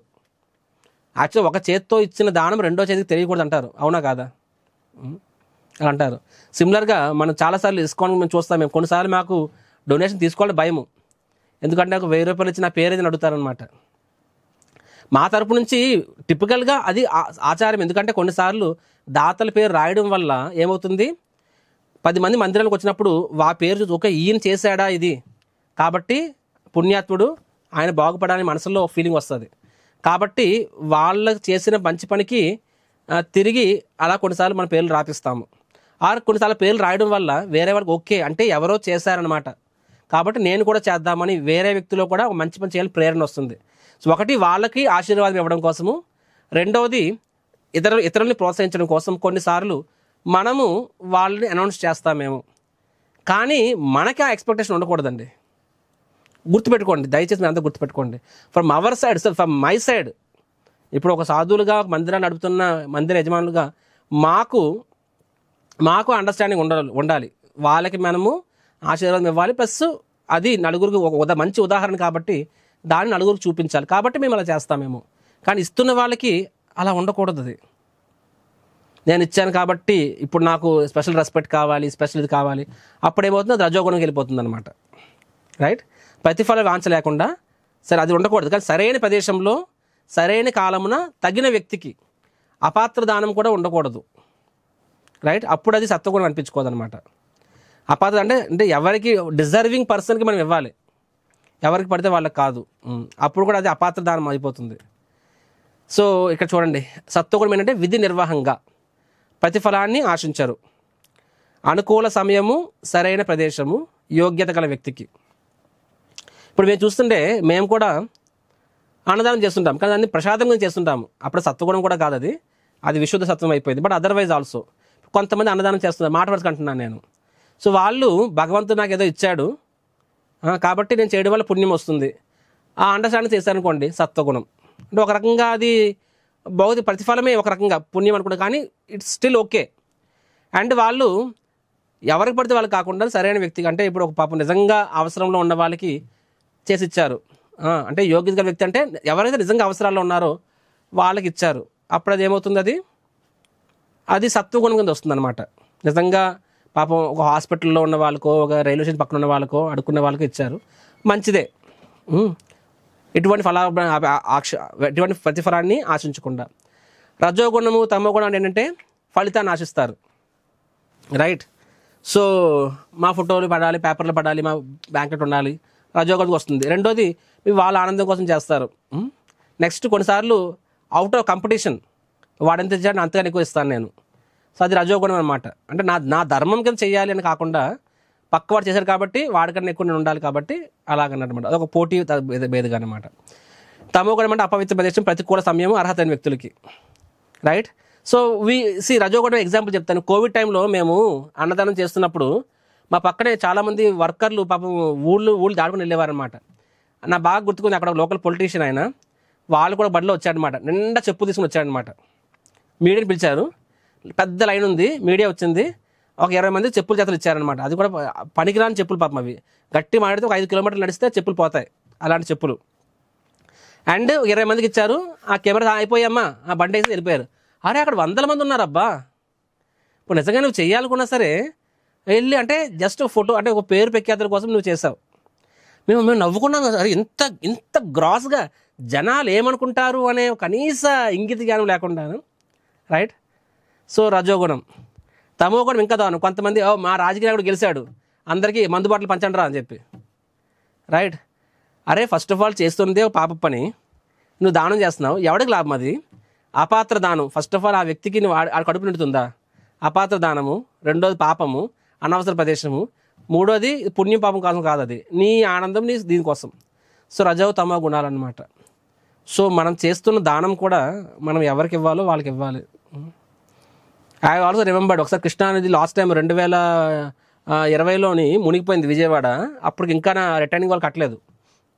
సో మునిగిపోయినప్పుడు వెంటనే మాకు తెలిసింది, ఇలాగా ప్రభుత్వం మమ్మల్ని అడిగింది అనమాట, అరే మీరు దానం చేస్తారు. వెంటనే నేను గవర్నమెంట్ కలెక్టర్ ఆఫీస్ నుంచి ఫోన్ వచ్చింది నాకు. వెంటనే నేను ఒక 3000 మందికి అన్నదానం అప్పటికప్పుడు చేయించి వాళ్ళందరినీ ఇందిరాగాంధీ స్టేడియంలో పెట్టారు. తీసుకెళ్ళి మేము పంచకి వెళ్ళాం. మేము అప్పుడు అక్కడ వేరే వాళ్ళు ఎవరో అనమాట, వేరే క్లబ్ నుంచి వచ్చి వాళ్ళ ఫోటోలు వేసుకుని పెట్టమని వాళ్ళు పంచుతున్నారనమాట. సరే ఏం పంచుతున్నారు? ప్యూర్ నాన్ వెజిటేరియన్ ఫుడ్ పంచుతున్నారనమాట. సో ఐ జస్ట్ వండరింగ్, అరే ఆల్రెడీ పాపం వీళ్ళవి ఇలాంటి స్లమ్లో ఉన్నారంటే పాప జన్మలు వాళ్ళవి. సో వాళ్ళకి మనము భగవంతుని ప్రసాదం ఇవ్వడం ద్వారా వాళ్ళని పుణ్యాత్మకంగా మారుస్తున్నాము, వాళ్ళు ఇంకాస్త తమో గుణంలో పెట్టేస్తున్నాం మనం అది. So right. రెండోది ఏంటంటే జస్ట్ ఫొటోస్ కోసము, వీడియోస్ కోసము, నెక్స్ట్ దర్పం కోసము, రైట్, ఆ ఓట్ల కోసము. రాజకీయ నాయకులు చాలాసార్లు చేస్తున్నారు, ఓట్ల కోసం చేస్తారు అది. సో ఇవన్నీ రజో తమో గుణాల కింద వస్తాయన్నమాట. అత్యుత్తమ దానం ఏంటి అంటే భగవంతుని ప్రచారం కోసం చేయడం అనేది, ఇది యాక్చువల్గా రియల్ వెల్ఫేర్ యాక్టివిటీ. నేను చెప్తున్నానండి చాలాసార్లు అంటారు, ప్రభు మీరు ఎన్ని కబుర్లు చెప్తే మీరేం చేస్తున్నారు అని చెప్పి, మీరేం సేవ చేస్తున్నారు? మేము ఆకలిలో ఉన్న వాళ్ళకి అన్నం తీరుస్తున్నాం, బట్టలు ఇస్తున్నాము, మందులు ఇస్తున్నాము, మాది నిజమైన సేవ. మీరు చేసింది నిజమైన సేవ ఎలా అవుతుంది అని చెప్పి. సో దేవుడికి ఇవ్వడం వల్ల ఏమవుతుంది, అది ఎవరికి ఉపయోగపడుతుంది అనుకుంటారు యాక్చువల్గా. కానీ ఈరోజు మీకు చెప్తాను, ఒక స్టోరీ చెప్తాను, మీకు ఈరోజు అర్థం కావాలి. చాలామంది పీకే, ఓ మై గాడ్ ఇలాంటి సినిమాలు తీసి అక్కడికి ఏదో అంటే వాళ్ళు ఏదో గొప్పలుగా ఫీల్ అవుతారు అనమాట. అరే లింగం మీద వేసిన పాలు, అదే గుడిలో లింగం మీద వేసిన పాలు వేయడం బదులు అదే గుడి మెట్ల కింద పేదవాడికి ఇస్తే వాడు ఆకలి తీరుతుంది కదా అంటారు, వినడానికి ఆహా అనిపిస్తుంది, విజల్స్ వేస్తాం మనము. కానీ వాళ్ళు అలా చెప్పిన వాళ్ళు, ప్లస్ మీరు సాధువులకు ఇవ్వద్దు, వాళ్ళు స్వార్థానికి ఉపయోగించుకునే వాళ్ళు తప్పులు ఎక్కడో ఒకదాన్ని పట్టుకొని దాన్ని ఇష్యూ చేసి, సో డోంట్ డూ దమ్. అంటే ఎదుటివాడు తప్పును చూసి నువ్వు సంపాదించుకొని దాంతో నువ్వు దేవుడికి ఇవ్వద్దు, పేదవాడికి ఇవ్వని చెప్పి 500 కోట్లు 700 కోట్లు సినిమా కలెక్షన్ తెచ్చుకొని ఆ 700 కోట్ల రూపాయల్లో 700 రూపాయలు కూడా ఎవరికి ఇవ్వకుండా దుబాయ్కి వెళ్ళి మిడ్ నైట్ పార్టీలు జలసాలు చేసుకుంటావు నువ్వు. వాళ్ళు మనం చెప్తారు, మనం వింటాం మనము. కానీ వాస్తవం మీకు ఒక ఎగ్జాంపుల్ చెప్తాను, అర్థం చేసుకోండి. ఎగ్జాంపుల్ చెప్తున్నా, ఇది ఎగ్జాంపుల్. సే అంబానీ, ముఖేష్ అంబానీ వాళ్ళ అబ్బాయి కారులో వెళ్తున్నప్పుడు సడన్గా ఏదో చెట్టు గుద్దేసి అనుకుందాం మాట వరుసకి, దబ్బేయమని పాపం తల తగిలిసింది steering వీల్కి. And he became like వాట్ను, ఆయన తన గతాన్ని మర్చిపోయాడు, ఎవరో మర్చిపోయాడు పాపం ఆయన. సో బయటకు వచ్చాడు, ఊరంతా తిరుగుతున్నాడు, పాపం తల్లిదండ్రులు మర్చిపోయాడు కదా, ఏమో తెలియదు అసలు. అలా తిరుగుతున్నాడు, 1 రోజు 2 రోజులు 3 రోజులు, ఆకలేస్తుంది, బట్టలు మార్చిపోయాయి, స్నానం కట్ట ఎక్కడ వెళ్ళాలి స్నానం తెలియదు, తన పేరు మర్చిపోయాడు, ఊరు మర్చిపోయాడు, ఏం చేయాలి తెలియదు, అసలు రూపాయి లేదు, ఎవరిని అడగాలి తెలియదు. ఒక ఇడ్లీ షాప్ దగ్గరికి వెళ్ళి అడిగాడు, బాబు కొంచెం ఇడ్లీ ఇస్తావా అని చెప్పి. మొన్న చెప్పిన ఈ స్టోరీ వేరే అండి, అది వేరే స్టోరీ. అంటాడు నేను ఎందుకు ఇవ్వాలి, దున్నపోతే పని చేయొచ్చు కదా అని చెప్పి. ఏం పని చేయాలి చెప్పు అంటాడనమాట. ఈ ప్లేట్లు కడుగు అంటాడనమాట. తోపుడు బళ్ళు ఉంటాయి చూసారు, తోపుడు బళ్ళు అక్కడ. సో వాడు రోజంతా ఇడ్లీ అమ్ముకుంటాడు, వీడు రోజంతా ప్లేట్ కడుగుతుంటే వీడికి 3 పూట్ల ఆ మిగిలిపోయిన చల్లని ఇడ్లీలో పాచిపోయిన చట్నీ ఇస్తున్నాడు అనమాట. అదే దీన్ని మహాప్రసాదంగా హ్యాపీ బతికేస్తున్నాడు. రోజులు గడిచిపోయాయి అనమాట. కొన్నిసార్లు ఏమంటుంది, ఎక్కువ ఇడ్లీ మిగిలిపోతే ఎక్కువ ఇడ్లీ ఇచ్చారనమాట. రోజు 4 ఇడ్లీ ఇస్తాడు పాపం. ఈరోజు ఎక్కువ అని చెప్పి 7 ఇడ్లీలు ఇచ్చాడు. ఆహా 7 ఇడ్లీలు, so wonderful, very nice, happy తింటున్నాడు అనమాట. మధ్యలో కొంతమంది వస్తారు, వచ్చి అరే అయ్యో పాపం పేదవాడు అని చెప్పి వాడికి ఏదో వీళ్ళే సమాజ సేవకులు అనమాట, తమను తాము గొప్ప సేవకులకు చెప్పుకునేవాళ్ళు. వాడికి ఏదో యాపిల్ పండు బట్ట ఏదో ఇస్తారనమాట. వాడు అనిపిస్తుంది ఆహా వీళ్ళు ఎంత మంచోళ్ళు అని చెప్పి, వాళ్ళు కూడా మేము ఏదో ఉద్ధారకులు అనుకుంటారు, రైట్. సో ఇలా నడుస్తూ ఉంది. ఓకే, వాళ్ళు ఏదో మానవత్వంతో యాపిల్లో బట్టలు తెచ్చారు, మంచిదే కాదంటలేదు, నాట్ బ్యాడ్, ఒక రకంగా నాట్ బ్యాడ్. అండ్ ఆ తర్వాత ఎవరో ఆ దారి ఒక వ్యక్తి వెళ్ళాడు, ఆయనకి అంబానీ తెలుసు. సో ఆయన చూసాడు, అరే ఈయన అంబానీ కొడుకు కదా అని చెప్పి వెళ్ళి అడుగుతారనమాట. అరే నువ్వు ఎక్కడేం చేస్తున్నావు అని చెప్పి. నువ్వెవరు అయ్యి అంటారనమాట. అరే మీ తండ్రి నాకు తెలుసు అని చెప్పి, నువ్వు అంబానీ కొడుకు అని చెప్పి. అంబానీ వాడేవాడు, నేను అమ్మని అంటాడనమాట. అరే నీ తండ్రి రిచెస్ట్ పర్సన్ రా బాబు అంటాడంటే, రిచెస్ట్ పర్సన్ అయితే నేను ఎందుకు ఇలా ఉన్నాను ఇక్కడ అంటాడనమాట. అరే అదే నేను అడుగుతున్నాను, నువ్వు ఆయన తప్పు కాదు, నువ్వు ఆయన వదిలేస్తావు, నువ్వు మర్చిపోయేవాడిని, పద తీసుకెళ్తానని చెప్పి. ఎందుకు ఇంత సఫర్ అవుతున్నావు అంటారన్నమాట. ఎందుకు ఇంత కష్టపడుతున్నావు అంటే, ఎవరు చెప్పాడు కష్టపడుతున్నాని, 3 పూటలు నాకు ఇడ్లీ దొరుకుతుంది, కొన్నిసార్లు నాకు 10 ఇడ్లీ కూడా వస్తాయి. అండ్ కొంతమంది దగ్గర యాపిల్ ఇస్తారని చెప్పేసి, ఇప్పుడు వాళ్ళ సోకాల్డ్ సమాజ సేవకులు వాళ్ళు యాపిల్ ఇస్తున్నారు, బట్టలు ఇస్తున్నారు, మాట వరుస అంటున్నాను, మంచిదే. కానీ మేమే మిమ్మల్ని చూసుకుంటున్నాము, ఇది చాలు. So there no god. చాలామంది వాళ్ళు ఏమంటారంటే సోకాల్డ్ సమాజ సేవకులు, భగవంతుడు అనేవాడు లేడు, మేమే ఈ క్లబ్బు ఆ క్లబ్బు చాలా పేరు ఎందుకులే కానీ దే డోంట్ యాక్సెప్ట్ గాడ్. మనిషికి మనిషి సహాయం చేసుకోవాలి, దేవుడు అనేవాడు లేడు అంటారనమాట. సరే మనిషికి మనిషి సహాయం చేయ తప్పేం లేదు, ఎందుకంటే ఎందుకు చేయాలి, భగవంతుడు అందరూ భగవంతుడు సంతానమే కాబట్టి తోటి మనిషి సహాయం చేయడం అనేది భగవంతుడు సంతోషిస్తాడు కదా. తన సంతానానికి ఒక కొడుకు శక్తివంతుడు, ఒక కొడుకు శక్తిహీనుడు. శక్తివంతుడైన కొడుకు శక్తిహీనుడు సహాయం చేస్తే తండ్రి హ్యాపీ అవడా అండి? అది తప్పు కాదండి. కానీ తండ్రే లేడు, భగవంతుడు లేడు, నేనున్నా, నేను హెల్ప్ చేస్తాను. సో అప్పుడేమవుతుంది, ఆ వ్యక్తి కూడా నిజమే కదా, మనిషి నాకు సాయం చేశాడు, దేవుడు ఎక్కడ సాయం చేశాడు కాబట్టి తండ్రి లేడు, అక్కడ ప్రాబ్లం వస్తుంది. That is where the whole problem. So వాడికి లేదు, మేము చాలు, తండ్రి ఎవరు లేడు, మేమేమో హెల్ప్ చేస్తున్నాం అన్నప్పుడు ఆ కొడుకు ఆ పాపం వాళ్ళు ఉండిపోతాడేమో. కానీ వ్యక్తి చెప్పాడు, లేదు నీకు తండ్రి ఉన్నాడు, నువ్వు కోటీశ్వరుడివి, నీకు అసలు ఎంత కష్టపడితే అవసరం లేదు ఎక్కడ నీకు అని చెప్పి ఏదో విధంగా ఆయన గతం చెప్పి, ఆయన గతం గుర్తు చేసి అప్పుడు తండ్రి దగ్గర తీసుకెళ్ళినప్పుడు అప్పుడు వాడి సమస్యలన్నీ పర్మనెంట్గా పరిష్కారం అయిపోతాయి, అవునా కాదా?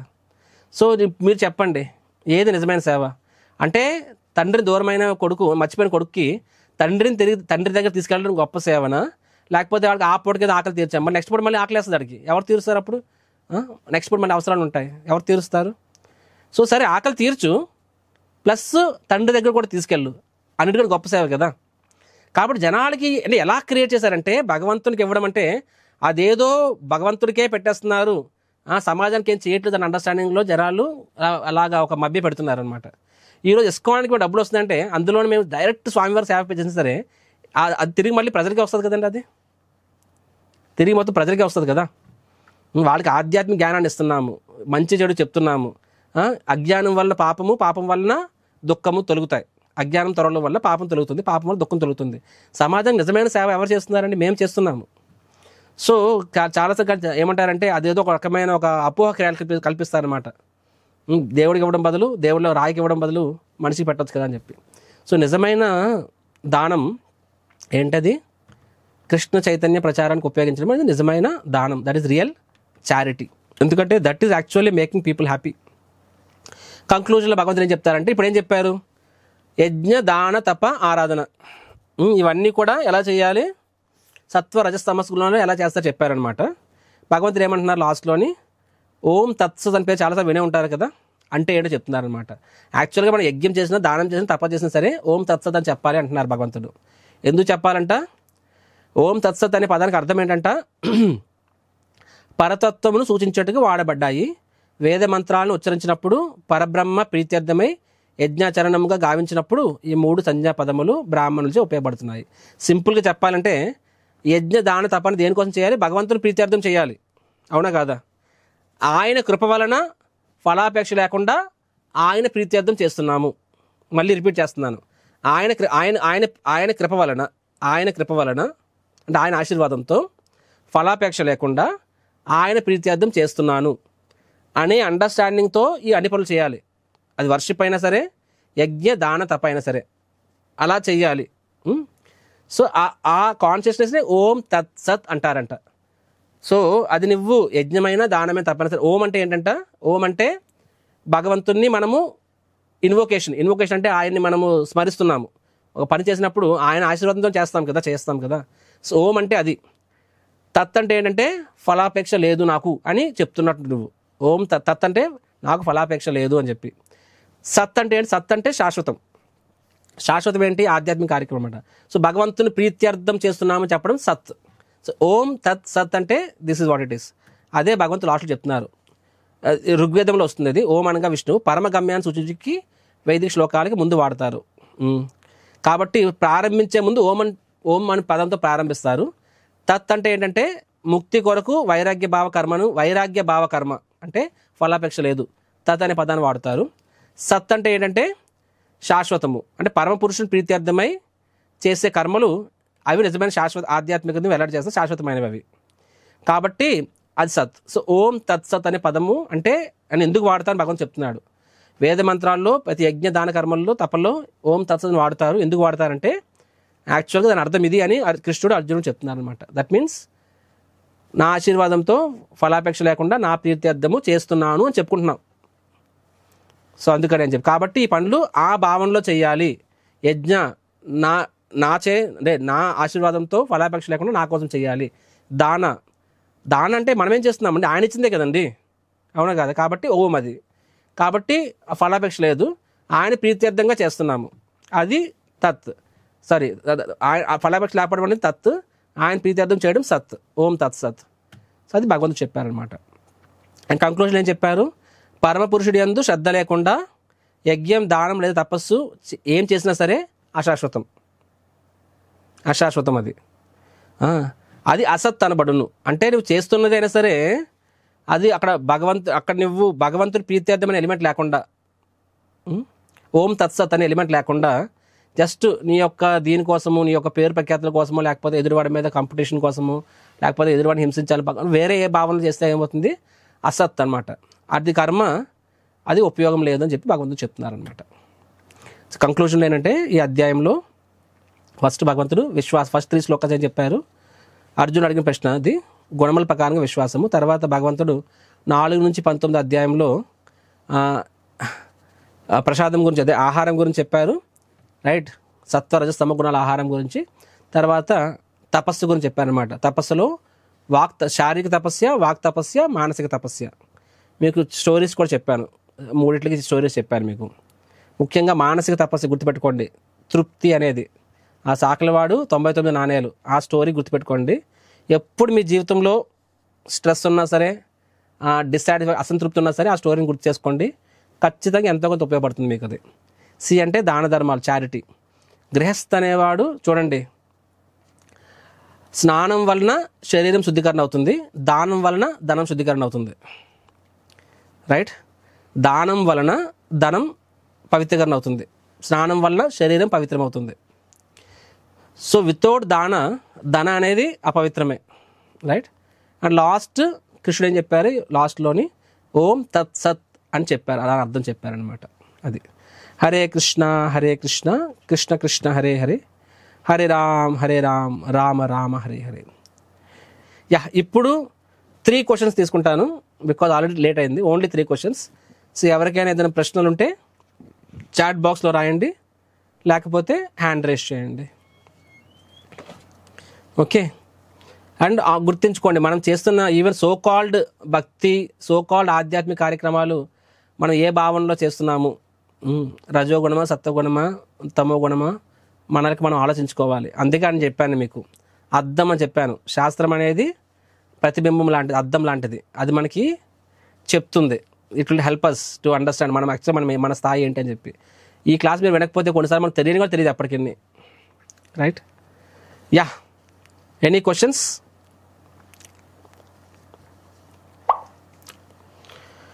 ఆది నారాయణ గారు అన్మ్యూట్. హరే కృష్ణ ప్రభుజీ, ధన్యవాద్ ప్రభుజీ. ఇప్పుడు మనం భగవంతునికి నివేదనగా పెట్టింది మనం బయట పంచొచ్చా? అఫ్ కోర్స్ యాక్చువల్గా వైదిక ధర్మాల ప్రకారంగా మనం ఆహారం తినే ముందు భగవంతుడికి పెట్టి తర్వాత అతిథులకు పెట్టాలి, జంతువులకు పెట్టాలి, అన్నీ పెట్టి మనం తీసుకోవాలి. ఒకప్పుడు ఇంటి బయటికి ఎవరైనా ఉన్నారా అని చెప్పి 3 సార్లు చప్పట కొట్టాలని చెప్తారనమాట. రైట్? సాధువులకు కానీ అవసరం ఉన్న వాళ్ళకి పెట్టి తర్వాత తీసుకోవాలి. గృహస్థ అంటేనే దానం కదా. కానీ ఈ రోజుల్లో అపార్ట్మెంట్ల్లో అసలు బెచ్చగాళ్ళని వాళ్ళు ఉన్నారండి. అసలు ఈరోజు ఒకప్పుడు హరిదాసులు వచ్చేవాళ్ళు, గ్లాసులు బియ్యం వేసి, నాకు బాగా ఇంట్లో ఎవరు వచ్చినా సరే, అడుక్కునే వాళ్ళు వచ్చినా సరే, మా అమ్మ చెప్పి అరే వెళ్ళి అంటే గ్లాసులు బియ్యం వేసేవాళ్ళం. ఈ రోజుల్లో అసలు హరిదాసులు, జంగమయ్యలు, నెక్స్ట్ అసలు ఎవరైనా ఉన్నారు అసలు? కాబట్టి ఈ మోడర్న్ మ్యాన్లో సింపుల్గా నువ్వు వండిన తర్వాత పెడతా అంటే నిజంగా అడుక్కునే వాళ్ళకైనా ఆహారం ఇస్తే తీసుకుంటున్నారు ఈ రోజుల్లో. నిజం చెప్పండి, డబ్బే అడుగుతున్నారు వాళ్ళు. మేము ప్రసాదం ఇస్తాను తీసుకోరాళ్ళు, ఎందుకంటే వాళ్ళకి బీడీది కావాలి కాబట్టి. సో దానా అనే ఎలిమెంట్ ఎలా అవుతుందంటే, అందుకే అంటున్నా, ఇప్పుడు డైలీ వాళ్ళకి పడ్డం అనేది రియలిస్టిక్గా బ్రాహ్మణులు ఎతకాలి కష్టం. కాబట్టి టిపికల్గా మీరు ఏదో ఒక ఆధ్యాత్మిక సంస్థకి, మందిరాలకి, స్వామివారికి డైరెక్ట్గా మీరు ఎంతో కొంత శాతం మీ భగవంతుడు మీకు ఇచ్చిన దానిలో కొంత శాతం భగవంతుడికి ఇచ్చేయండి, అది దానం. బట్ వాస్తవంగా చెప్పాలంటే, ఎందుకంటే డైలీ 3 పూట్ల మనం చేసే ఉద్యోగాలకి, మనం ఉండే ప్రదేశాలకి ఇది కష్టం కాబట్టి. బట్ ఐడియల్లీ స్పీకింగ్ కాబట్టి, సరే మీ పుట్టినరోజు నాడు, మీ పెళ్లి రోజు నాడు, మీ అబ్బాయి పుట్టినరోజు నాడు ప్రసాదం వితరణ చేయండి మందిరాల్లో. ఇప్పుడు రేపు సండే 100 మందికి అన్నదానం చేస్తాము, చేయండి. లేకపోతే మందిరంలో ప్రసాదం తీసుకొని అది మీరు తీసుకెళ్ళి బయటికి వెళ్ళి బయట పంచండి, పేదవాళ్ళకి పంచండి, చేయండి. వెరీ గుడ్ నా. ఆరు ఇంట్లో ఉండేది కూడా మీరు ప్రసాదం పెట్టండి ఎవరికైనా సరే, వెరీ నైస్. ఇంట్లో పెట్టండి, లేదా మందిరంలో ప్రసాదం డొనేషన్ చేసి ఆ ప్రసాదం తీసుకెళ్ళి బయట పంచండి. చాలామంది అది చేస్తారు. మాకు 100 మంది దాతలు వాళ్ళ పుట్టినరోజు నాడు, ప్రభుజీ మాకు ఒక డ్రమ్ముడు ప్రసాదం కావాలి, మేము ఇస్తాం, దాన్ని తీసుకెళ్ళి మీరే పంచేయండి మా తరపున అంటారనమాట. సో అప్పుడు ప్రసాదం పంచుతున్నాం కాబట్టి అది సత్వగుణం మాత్రమే కాదు, ప్రసాదం కాబట్టి అది విశుద్ధ సత్వగుణం. అది అప్పుడు ఆ తినేవాళ్ళకి కూడా ఎంతో భక్తి వస్తుంది. అండ్ పంచేవాడికి అదృష్టం చెప్పవసరం లేదు అసలు, ఆయన అంత అదృష్టవంతుడు అనమాట. మామూలుగా ఆహారం పంచితే పుణ్యం వస్తుంది, ఇప్పుడు ప్రసాదం పంచుతున్నాడు, ఇంక వేల లక్షల కోట్ల రెట్లు ఆయనకి లాభం పొందుతాడనమాట. సో ఇది వెరీ కామన్ ఇండియాలో. అసలు మా సంస్థలు నడవడానికి కూడా one of the main reason ఇంతే కదా. వాళ్ళ శుభదినాల రోజుల నాడు వాళ్ళు అన్నదానం పేరున ప్రసాదం పంచమని చెప్తారు మమ్మల్ని, వారు వాళ్ళే వచ్చి మా దగ్గర తీసుకుని పంచుకుంటారనమాట. మాకు ఏదైనా ఓకే. బట్ ప్రసాదం పంచడం అనేది very very good, actual very important. గృహస్థులు చేయాల్సి, ఖచ్చితంగా చేయాలి అది. అసలు సొంతంగా వండుకొని ప్రసాదంగా పెట్టుకొని పంచుకో, నో ప్రాబ్లం. ఆర్ ఏదో మందిరం తరపున చెయ్యి, మంచిదే, ఏదో రకంగా చెయ్యండి. మాకే చేయమని చెప్పట్లేదు, మీకు నచ్చిన వాళ్ళు చేసుకోండి, బట్ చెయ్యండి. హరే కృష్ణ. శంకర్ గారు అన్మ్యూట్. హరే కృష్ణ ప్రభుజీ. ఎక్కడి నుంచి అండి? బెంగళూరు నుంచి. పేరు శంకరేనా? శంకర్. ఓకే. 15వ శ్లోకంలో చెప్పారు మీరు, వాక్ తపస్సు. వాక్ తపస్సులో సత్యం, సంతోషకరం, హితం, మళ్ళీ ఇతరుల మనసుని కష్టపెట్టకుండా మాట్లాడాలి. ఏదైతే ఉందో ఈ నాలుగిట్లో నాకు ఒక దాంట్లో కొంచెం క్లారిటీగా సత్యం అనే దాంట్లో నిజం. ఇప్పుడు నిజంలో ఒకరు పూర్తిగా నిజం చెప్తారు, ఇంకొకరు పూర్తిగా నిజం చెప్పినా ఎదుటి వారికి ఎంత కావాలో అంత మాత్రమే చెప్తారు. ఫర్ ఎగ్జాంపుల్ యుధిష్ఠిరుడు చెప్తాడు అశ్వత్థామాత కుంజర, అందులో అశ్వత్థామాత అనే మాత్రమే ద్రోణాచార్యుడికి చెప్పాలనుకున్న విధంగా చెప్తారు. కుంజర అనేది ఆయన మనసులోనే చెప్పుకుంటారు. సో ఇది ఏ విధమైన దాంట్లో వస్తుంది అని. సత్యం ప్రియం హితం. సత్యం ప్రియంగా కూడా చెప్పాలి, అది హితకారంగా ఉండాలని చెప్పి. సో యుధిష్ఠిరుడి విషయంలో అండి డిఫరెంట్ కాన్సెప్ట్ అక్కడ. బట్ ఇక్కడ నేను చెప్పింది ఏంటంటే మనం చెప్పేది ఎదుటివాడికి హితకారమే ఉండాలి, అది నిజమైనా సరే. ఫర్ ఎగ్జాంపుల్ ఇది ముందు ఈ కాన్సెప్ట్ చెప్తాను. ఫర్ ఎగ్జాంపుల్ సరే ఏదో ఒక సంస్థ, ఏదో ఒక ఆధ్యాత్మిక సంస్థలో అక్కడ ఉన్న ఎవరో సాధువు ఏదో తప్పు చేశాడు, ఏదో స్టింగ్ ఆపరేషన్ తప్పు చేశాడు, దొరికాడు ఆయన. నేను ఆ విషయాన్ని మీ క్లాస్లో చెప్పను ఈరోజు. ఎందుకు మీకు చెప్పను అంటే అక్కడ నేను దాయట్లేదు, కానీ చెప్పను. ఎందుకు చెప్పను అంటే అది హితం కాదు అది. ఎందుకంటే అలా చెప్పినప్పుడు ఆల్రెడీ లోకంలో అంత అపనమ్మకం, దేవుడి మీద నమ్మకం లేదు, సాధువుల మీద నమ్మకం లేదు, ఎక్కడో తప్పు జరిగింది, అది నిజమైన అదని చెప్తే అది మీకు హితకారం కాదు అది.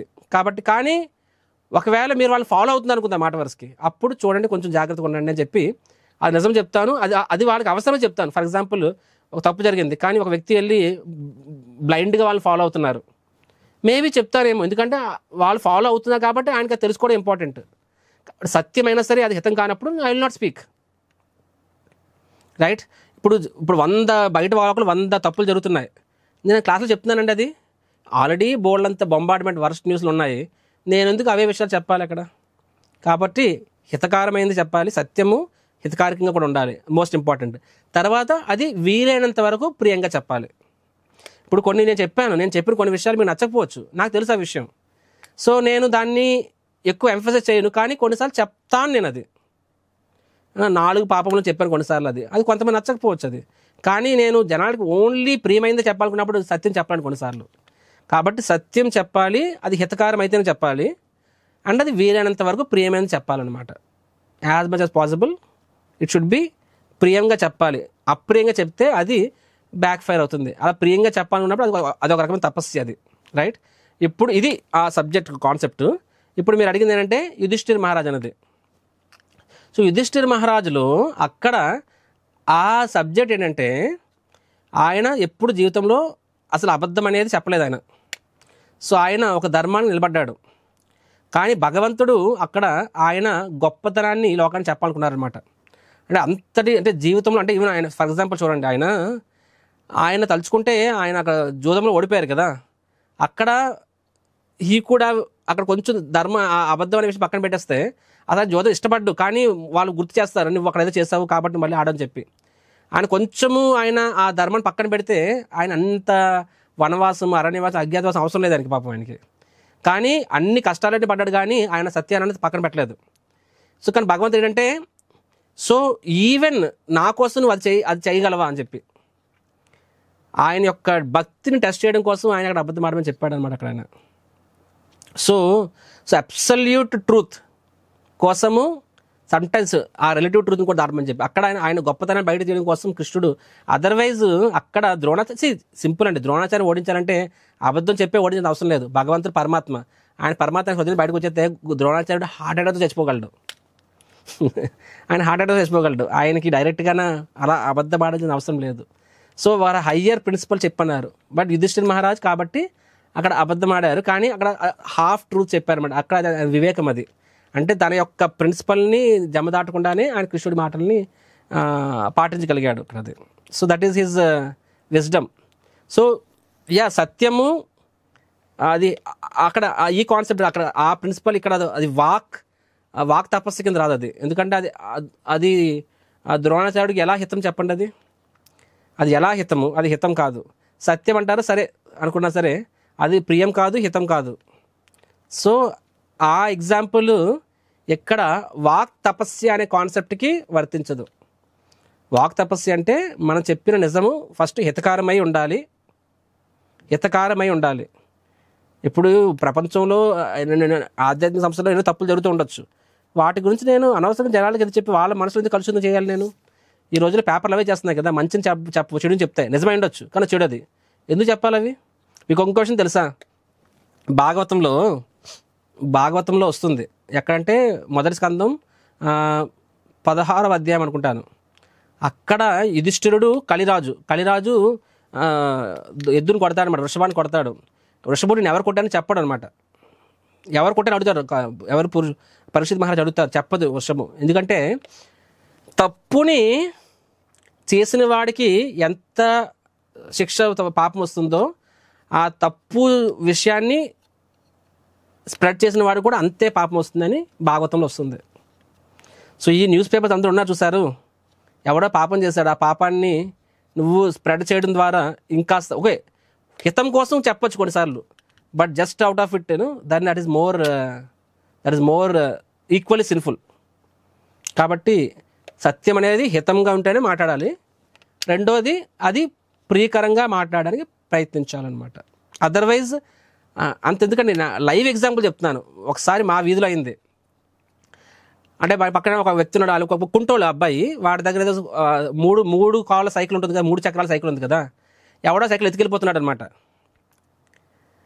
ఎవరో సైకిల్ ఎత్తుకెళ్ళిపోతున్నారు. ఆ ఇంటి పక్కన ముసలాయన ఉన్నాడు, ఆయనకు ఏదో వాళ్ళకి చేదస్తాలు ఉంటాయి కదా, ఆయన మేడమే చూశాడు సైకిల్ వాడు ఎత్తుకెళ్ళిపోతున్నాడు అని చెప్పి. సో తన పక్కన పని మనిషి చెప్పారనమాట, బయట ఉంటుందే, అరే ఆ కుంటోడు సైకిల్ ఎత్తుకెళ్ళిపోతే చెప్పు కుంటోడు సైకిల్ ఎత్తుకెళ్ళిపోతున్నాడు ఎవడు దొంగోడు పక్కన చెప్పు అని చెప్పి. సో ఆ పక్కింటి అదే ఆ కుంట అయిన వాళ్ళ మదరు విన్నారు. అది విని నా అబ్బాయిని కుంటోడు అంటావా అని చెప్పి, అరే సైకిల్ ఎత్తుకెళ్ళిపోతున్నాడు ఎవరో సైకిల్ ఎత్తుకెళ్ళిపోతున్నారు, పోతే పోనీ సైకిల్, మా అబ్బాయిని కుంటోడు అంటావా అని చెప్పి. అరే కుంటోడు కాబట్టి కుంటోడు అన్నాడు, కానీ అది సత్యం చెప్పాడు, సైకిల్ ఎత్తుకు మంచి కోసం చెప్పాడు. కానీ అక్కడ కుంటోడు అనవసరం ఏముంది, అలా అనాల్సిన అవసరం ఏముంది అక్కడ? అలా అనడం వల్ల వాళ్ళ మనోభావాలు దెబ్బతిన్నాయి అక్కడ. అది సో నువ్వు చెప్పిన సత్యము హితం కూడా అది వాళ్ళ మంచి కోసం చెప్పాడు. అరే ఎవడే దొంగడు ఎత్తుకెళ్ళిపోతున్నాడు అని చెప్పి, వాళ్ళ సైకిల్ కాబట్టి బయట వాళ్ళది అనవసరం విషయాలు చెప్పలేదు, వాళ్ళ హితం కోసం చెప్పాడు, నిజమే చెప్పాడు, కానీ ప్రియంగా చెప్పలేదు. అరే ఆ పక్కింటి ఆవిడ చెప్పు అని అనంత సరిపోద్ది కదా, ఆడ ఎడం వైపు లేకపోతే ఆడికి ఏదో పేరు ఉంటుంది కదా, సరే వాళ్ళ ఇంటికి చెప్పు అని చెప్పొచ్చు కదా ఆయన ఆ పని అమ్మాయితోని. కానీ ఆ కుంటోడల అమ్మకి చెప్పు అన్నారనమాట, అక్కడ అది ఫైర్ అయిందనమాట. సో నువ్వు చెప్పిన సత్యం అనేది ప్రియంగా కూడా ఉండడానికి ప్రయత్నించాలి. కొన్నిసార్లు చెప్పినట్టుగా it may be difficult, but otherwise ప్రియంగా ఉండడానికి ప్రయత్నించాలి. అదర్వైజ్ అది హితమైనా సరే జనాలు తీసుకోరు దాన్ని, జనాలు దాన్ని యాక్సెప్ట్ చేయరు. అది మంచి విషయం చెప్పినప్పుడు. అర్థమైందమ్మా? Okay, unmute. సో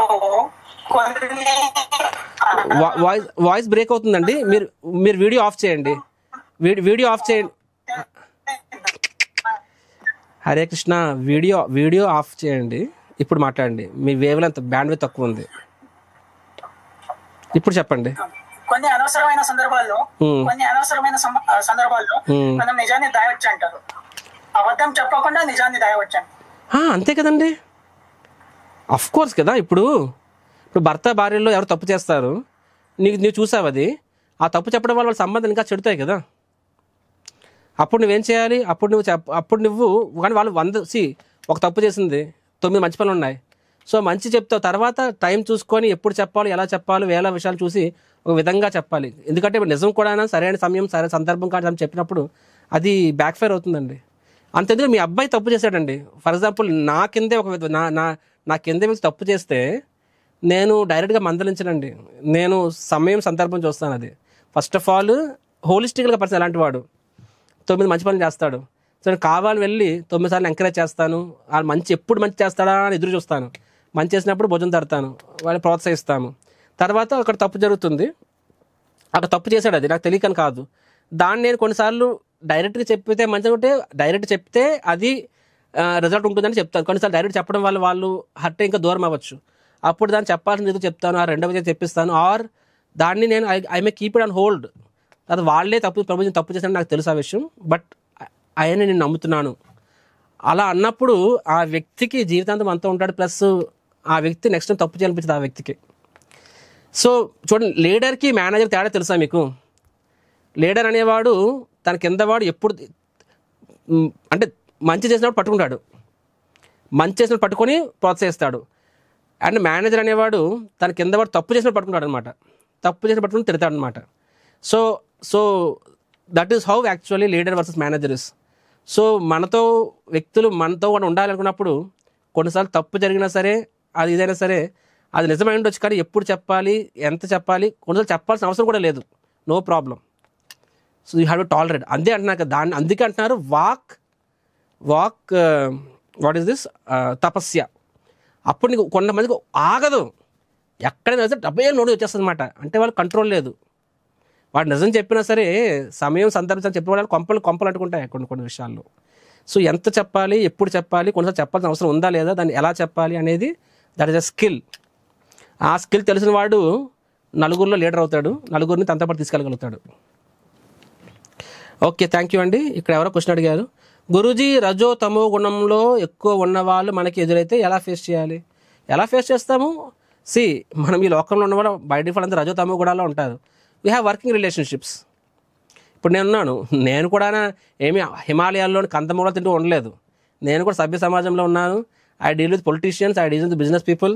ఒక సంస్థ నడపాలంటే అన్ని రకాల మనుషులతో కలిసి పనిచేయాలి. కానీ సో వాళ్ళు సత్తుగుణాలు ఉంటారు, వాళ్ళు ఏమైనా వాళ్ళు రజో తమో గుణాల్లోనే ఉంటారు. So I deal with them just working relationships. కానీ నా ఎదురుగా వాళ్ళ భాష లైన్ దాటితే ముందే చెప్తాను, హరే కృష్ణ, దయచేసి నా ముందు ఈ విషయాలు మాట్లాడద్దు, don't talk politics in front of me, don't criticise. So పొలైట్గా ఫర్మ్గా చెప్తాను అనమాట, నాతో డీల్ చేసినప్పుడు డీల్ చేయండి అని చెప్పి. So we deal with them working relationships. Heart to heart relationships భక్తులతో ఉంటుంది అనమాట. సిమిలర్గా మనం కూడా మన ప్రేమ, మన సంబంధాలు అనేవి ఎవరితో పెంచుకోవాలి? భక్తులతో పెట్టుకోవాలి. భక్తులతో ఉన్నప్పుడు మన హృదయము స్పాంజ్లా చేసుకోవాలి, బయట వాళ్ళతో ఉన్నప్పుడు మన హృదయం రాయిలా చేసుకోవాలి. ఇప్పుడు రాయి అనేది నీళ్ళలో పెట్టినప్పుడు అది సంవత్సరం ఉన్నా సరే ఆ నీళ్ళని పీల్చదు. కాబట్టి రజో తమో గుణాల్లో ఉన్న వాళ్ళు ఉన్నప్పుడు మన హృదయం రాయిలా ఉన్నప్పుడు ఆ గుణాలు మనకు అంటుకోవన్నమాట. అదే భక్తులతో ఉన్నప్పుడు వాళ్ళ మంచి గుణాలు మనలోకి రావాలనుకున్నప్పుడు మన హార్ట్ ఫుల్లీ ఓపెన్ అయి ఉండాలి, అంటే స్పాంజ్లా ఉండాలి. స్పాంజ్ నీటిలో పెట్టిన ఒక 2 సెకండ్లలోనే నీళ్ళంతా పీల్చేస్తుంది అనమాట. సో ఎక్కడ మనం రాయిలా ఉండాలి, ఎక్కడ మన హృదయము స్పాంజ్లా ఉండదు అన్నది దాన్ని వివేకం అంటారనమాట. So that is called maturity, that is called wisdom. Knowledge వేరు, విజ్డమ్ వేరు. నాలెడ్జ్ అంటే థియరీ, విజ్డమ్ అంటే అప్లికేషన్. సో ఇప్పుడు మనం నేర్చుకుంటుంది భగవద్గీత ఒక రకంగా థియరీనే. ఇప్పుడు నేను భగవద్గీత నేర్చుకున్నాక కూడా వీళ్ళు కొంతమంది తప్పులు చేస్తుండొచ్చు, ఎందుకంటే ఇంకా విజ్డమ్ మీకు రాలేదు. విజ్డమ్ అనేది కొన్నిసార్లు ప్రాక్టీస్ ద్వారా వస్తుంది, ఇంకొకటి గురువు యొక్క ఆశీర్వాదం ద్వారా వస్తుంది కూడా. గురువు యొక్క మీకు చెప్పాను, 4వ అధ్యాయంలో చెప్పాను, సాందీపని ముని, కృష్ణుడు, సుధాముడు వాళ్ళు అడవికి వెళ్తారు, కట్టెలు వదిలేసి వచ్చేవచ్చు, కానీ అంత తుఫాన్లో కూడా ఉంటారు కానీ కట్టెలు వదలరు. అంటే గురువుకి అంత సేవ చేశారు, గురువు ప్రసన్నమయ్యాడు. గురువు ఏమైనా ఆశీర్వదించాడు, మీరు ఏ జ్ఞానం అయితే నేర్చుకున్నారో ఆ జ్ఞానము మీ జీవితంలో అడుగుడుగున ఉపయోగపడుతుంది, దాన్ని ఎప్పుడు మీరు మర్చిపోరు, దాన్ని ఎలా ఉపయోగించాలో తెలుస్తుందని చెప్పి. సో మనం నేర్చుకున్న జ్ఞానము అది విజ్డమ్ అవ్వాలి అంటే దానికి వైష్ణవుల మరియు గురువుల యొక్క ఆశీర్వాదం ఉండాలి. ఆశీర్వాద బలంతోనే విజ్డము, మెచ్యూరిటీ అని వస్తాయన్నమాట. సిమిలర్లీ ఏ సిద్ధాంతం ఎక్కడ అప్లై చేయాలి అనేది తెలుసుకోవడం అనేది wisdom, right? It comes with practice. Okay, ఇంకేం క్వశ్చన్స్ ఉన్నాయా? Will conclude. ప్రభుజీ తృప్తి గురించి ఇంకొంచెం వివరం చెప్పగలరా? అయ్యో చాలా చెప్పారండి ఇప్పటికే. I will speak some other time. దానం చేసేటప్పుడు కృష్ణార్పణం అని అనవచ్చు. మీరు అనండి, మనసులో అనుకోకపోయినా సరే, మనసులో అనుకున్నా సరే సేమ్ థింగ్ కదా. ఇప్పుడు మీరు ఎటువంటి అపేక్షలు అక్కడ ఇస్తుందని అర్థం ఏంటి? కృష్ణార్పణం అనే కదా. బయటకు అనండి, మంచిదే. అనకపోయినా సరే దట్ ఇస్ కృష్ణార్పణం. కానీ మీరు పక్కవాడు అంత ఇచ్చాడు, అంతకన్నా ఎక్కువ ఇవ్వాలి, అప్పుడు నా పేరుకి ఫస్ట్ అనౌన్స్ చేస్తారు. అలా బాగుండో కృష్ణార్పణం అన్నా సరే కృష్ణుడు తెలియదా? ఓకే అండి, so will conclude the class today. Thank you. Hare Krishna.